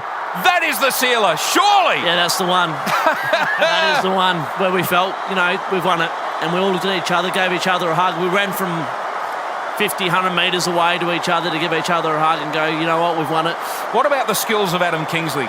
I won't say he's an underrated player because I think in the end every Port Adelaide fan knew he was so reliable. He won a best and fairest. And Choco brought him with him from the Essendon reserves, didn't he? It's an amazing story because you're right. His skill level was as good as there is on both sides of his body, and he had a real impact at Port Adelaide, won a BNF, and he's gone on now to, I think Chad mentioned it before, been assistant coach at several clubs. He's always, look back at this team, like Kinger's had a really smart football brain. Lady, Stewie Dew, Roger James. That's why we had such good on-field leadership as well. So we're back in the middle. The footy's wrapped up, and you're right there, Dom. So what's going through your mind right here? I'm thinking that first beer's going to taste all right. And a few of the boys running around saying, the winner's piss is going to be good. That's what they said. It's just it's from here where you actually start getting a bit emotional out there because it's such a mountain of work the 3 years leading up to it of being chokers and not getting there, and going out there to beat one of the best teams of all time. Saw the Boss Tools replay. Mark Williams also getting a little bit emotional late in the game. We'll have him on after the final siren. Yeah, look forward to that. Port Adelaide's premiership coach is Sean Burgoyne. Bounds away from halfback, delivers long and strong. What a beautiful kick. Finds Schofield, who turns and runs. He's held up just for the second. Gets around the big fella in Keating. Did well, McLaren it was, in fact. Handball Carr, not a good handball, straight to McLaren. So Brisbane have won the footy back. McRae now kicks to half forward. Ackermanis marks, not popular with the crowd. Kicks it inside 50 to the running player in Power. And Luke Power takes a mark. Chance for a late goal to Brisbane. He jogs back because he wants to get on with it, but I think it's all to no avail. There won't be enough time left for Brisbane to get back into this. So we're seeing shots of Choco again in the box as Power has his kick for goal. And he's missed. He's hit the post. So not a good finish for Brisbane. Chance to kick a final goal. And they go to 10-12, trailing Port Adelaide, 17-11. So Bishop brings the footy back in for Port Adelaide. And gets it sideways here to the Chad. Played a massive game on Jonathan Brown. Goes short to Kingsley, who kicked the sealing goal for Port Adelaide in the back pocket. And he goes over the top. The fans really starting to lap this up now. Coming through Nottingham. Oh, kicked it out of the full. Big shank.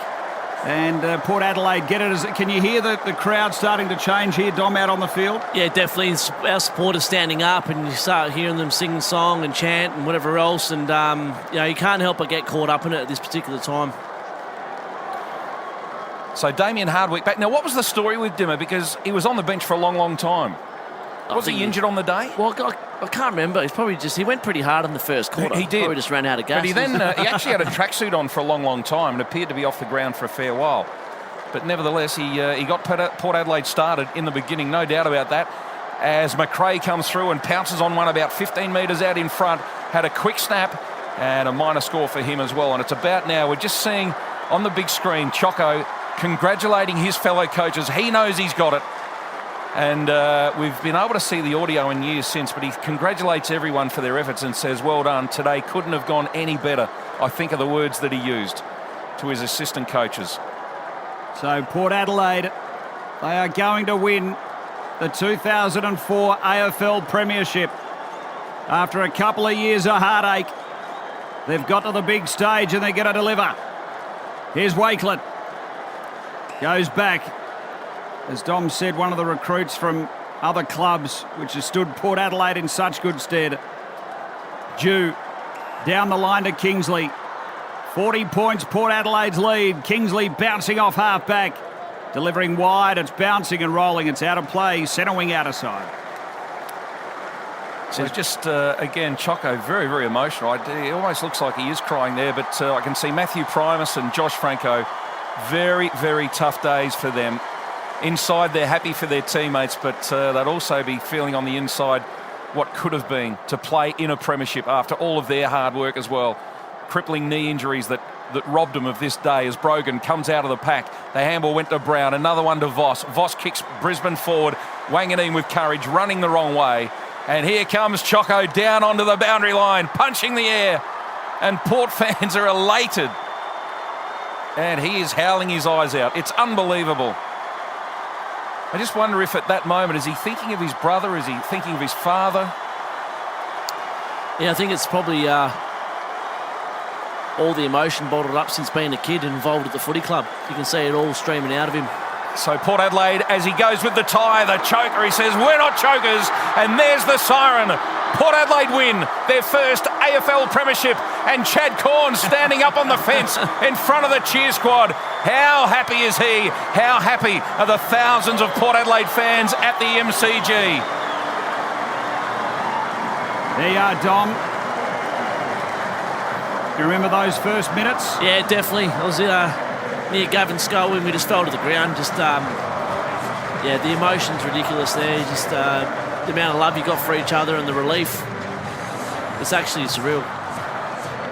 So Port Adelaide players embracing all over the ground. some of their squad players. Do you recognise that one there? Who's hugging Peter Burgoyne? Yeah, Sal Hassan, who played at West Adelaide. Yeah, right. Salih That's Hassan. exactly. Yeah. See, Chad Corns goes up to Voss and to Brownie and shakes their hands.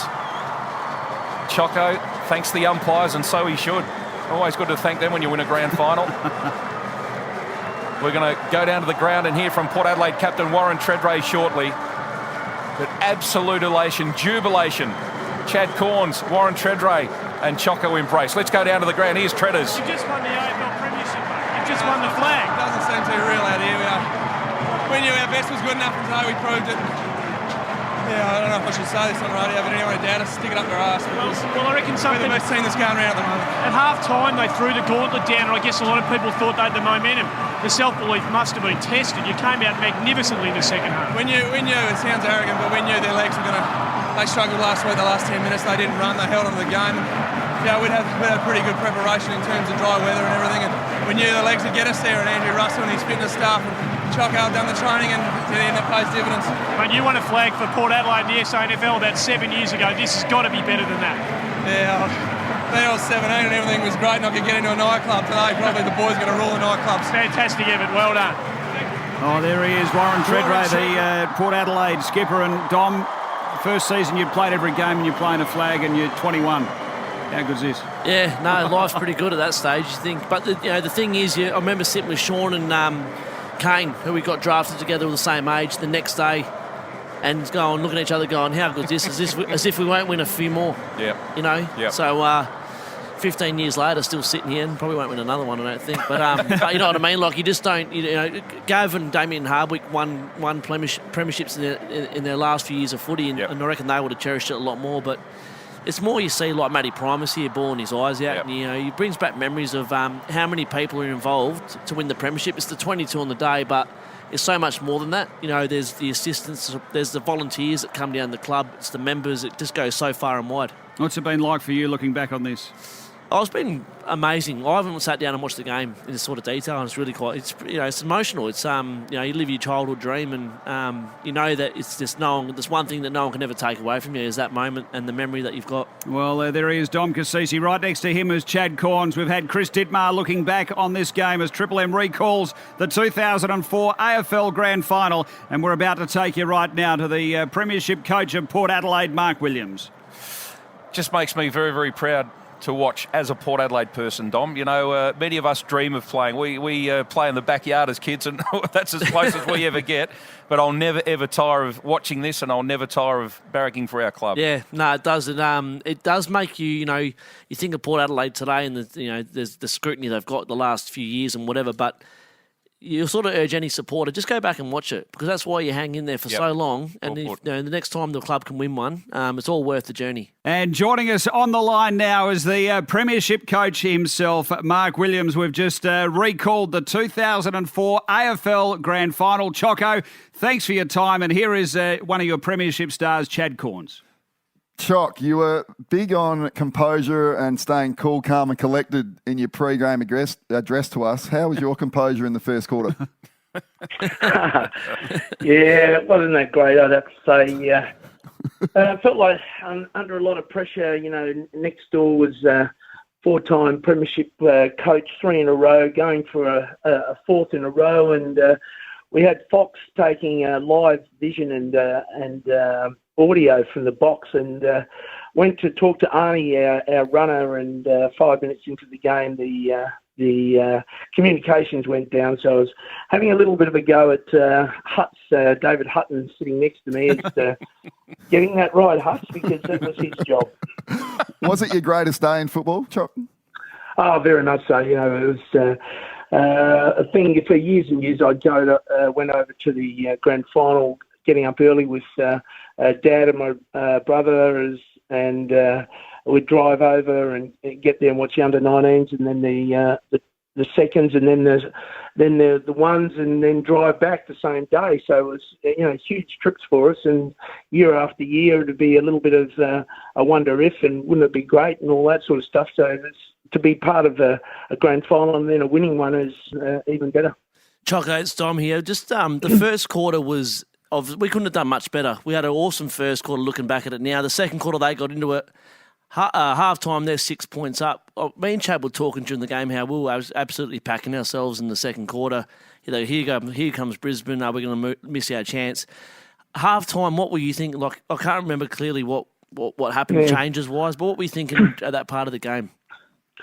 Well, I know walking down, people were calling me and our coaching group chokers, and you're going to choke again and all that. And that was certainly a driving force, I think, for all of us. And I remember talking about everyone being a little bit boring and not playing to our advantage as far as taking the game on. And, I distinctly remember Bish doing some really good things, Matthew Bishop in the second half of taking the game on and bouncing and really trying to create our ball movement. And, by the end, if you think back to Byron and a few others doing all that sort of stuff, we had the tough stuff, we had the lockdown stuff, the beat your man stuff, but we also had a great mix of outside players that could take the opposition on. So I encourage everyone to do that, believe in what they can do, and out you went and delivered. So it was great. Yeah. So the prelim final, Chock, we played similar to the way we did in the second quarter. I remember it was a really boring game style. It looked like the pressure had got to us. And you saying to us during the lead up to the grand final to put your polka dot Guernsey on and play with some real flair. When we played with that flair and that freedom, do you think that's when we were at our best? No doubt. No doubt at all. There was a weight of expectation on us. Port Adelaide had played in so many premierships and so many finals over the years, and we were graduates, if you like, of Port Adelaide coming through, and we certainly embraced the traditions of the club and the expectations and the success of the club, and there was a spare space there on the wall for our photo to be in, and it was just taking the courage to keep believing in each other and keep working at it, and all credit to everyone that stuck at the task and kept going, because lesser teams might have given up. Choggo, the way you played the game, you were always head down over the ball. You fought for everything. You were fearless. And early in this grand final, honestly, it reminded me of watching you play a bit when I saw the way that Hardwick went at it, that Josh Carr and Byron Pickett threw his body in there. It was almost a replica of the way you played the game, how the team started that opening term. Well, yeah, that sounds nice, but in 1981, I played in a grand final against Carlton at the MCG, 112,000, and I kind of reminisced a little bit to the boys about, it was the biggest day of my footy career, but it was a great day, but we lost, and it kind of drove me into look, guys, you want to get through and you want to win, because you remember this day forever. So I was delighted. I haven't thought of a grand final since then, with all that sort of emotion and that sort of physical contact, fights, and both our teams respected each other. But the fact the fact is that they got all the accolades, and we'd won more games, and we were against them, and It was we deserved it. We were going to take it, and there was nothing going to stop us. So it was just fantastic.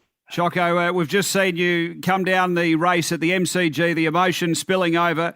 You're pulling the tie in the choking action, and receiving the McHale medal as well, and the Alan Scott "you were wrong" statement. Can you take us through your emotions and your mindset post game? Right behind me in the box was Matty Primus, obviously our esteemed captain, who had missed the game because of the knee injury, and there was tears in his eyes, and obviously I was quite emotional thinking about that. And, walking down, I saw Tara Rashid, almost the first person who, she'd been so much part of the 10 years with us at the footy there, and then. There was all the young players that were there as well. That was so so they were invested as much. The ones that didn't play as much as the ones that did. Pulling the tie was just a relief of, basically you can stick your choking thing. So that was it. But it was certainly not pre-planned at all. And got to walk down the end of the oval right down to behind the goals. And my mum had come down from the crowd and she got down to the fence. So, those emotional moments where players and coaches were meeting up with their families, all of those things were brilliant. Hugging all the players, seeing players standing on the fence. And, I remember Roger Jones and I, one of the biggest deals in my life was to be involved in a WEG poster. I love the WEG posters, and someone had one in the crowd in our cheer squad. So I got it, and Roger and I have got this pretty iconic photo out in the oval holding the WEG poster. So all of these things come to mind, and my kids are out in the oval, and being part so much of the family, all the dramas that they go through, all their footy career, to be part of the winning one was just great. And then getting up on the stage and talking about Alan Scott was, I don't know, it just came out. Alan had said that we wouldn't win with me as coach, and all I said was he was wrong. But obviously the emphasis of it all might have taken a little bit of tone about it, but the facts are he was wrong. Well, you went there and you did it, Choco. We've really loved looking back on this game, the 2004 AFL Grand Final. Thanks for joining us. Fantastic contribution, marvellous effort, and it was history in the making. Good on you. Thanks for your time.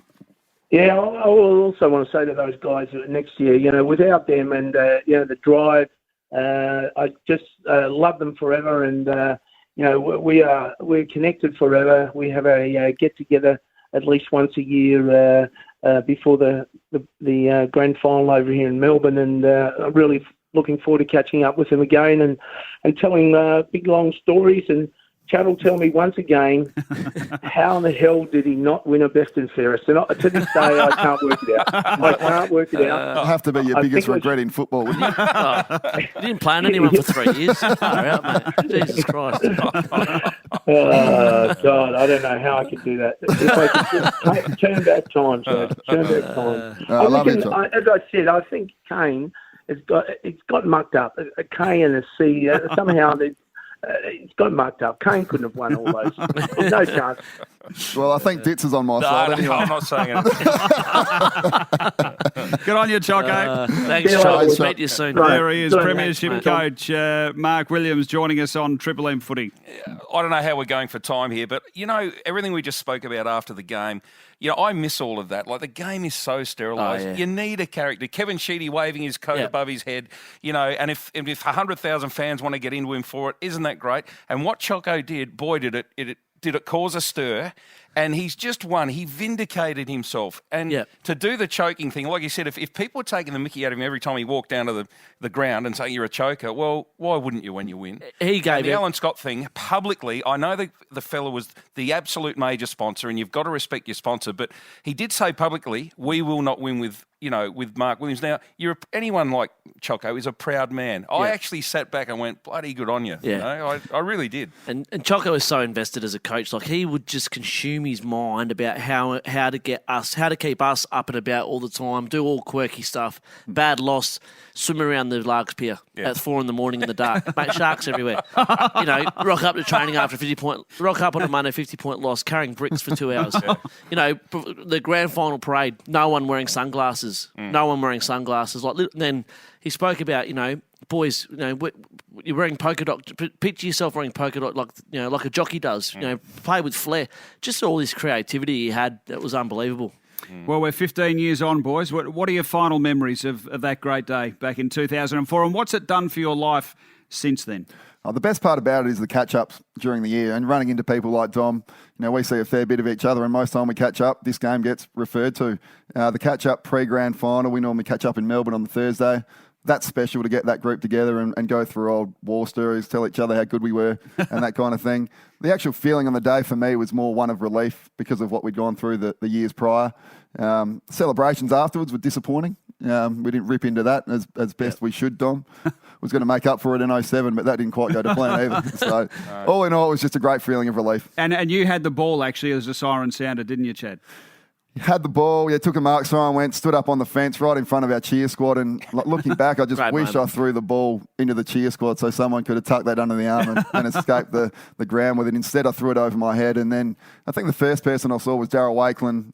Quick hug with him, and then I was just trying to find Kane to enjoy that moment with him straight after the game. Dom?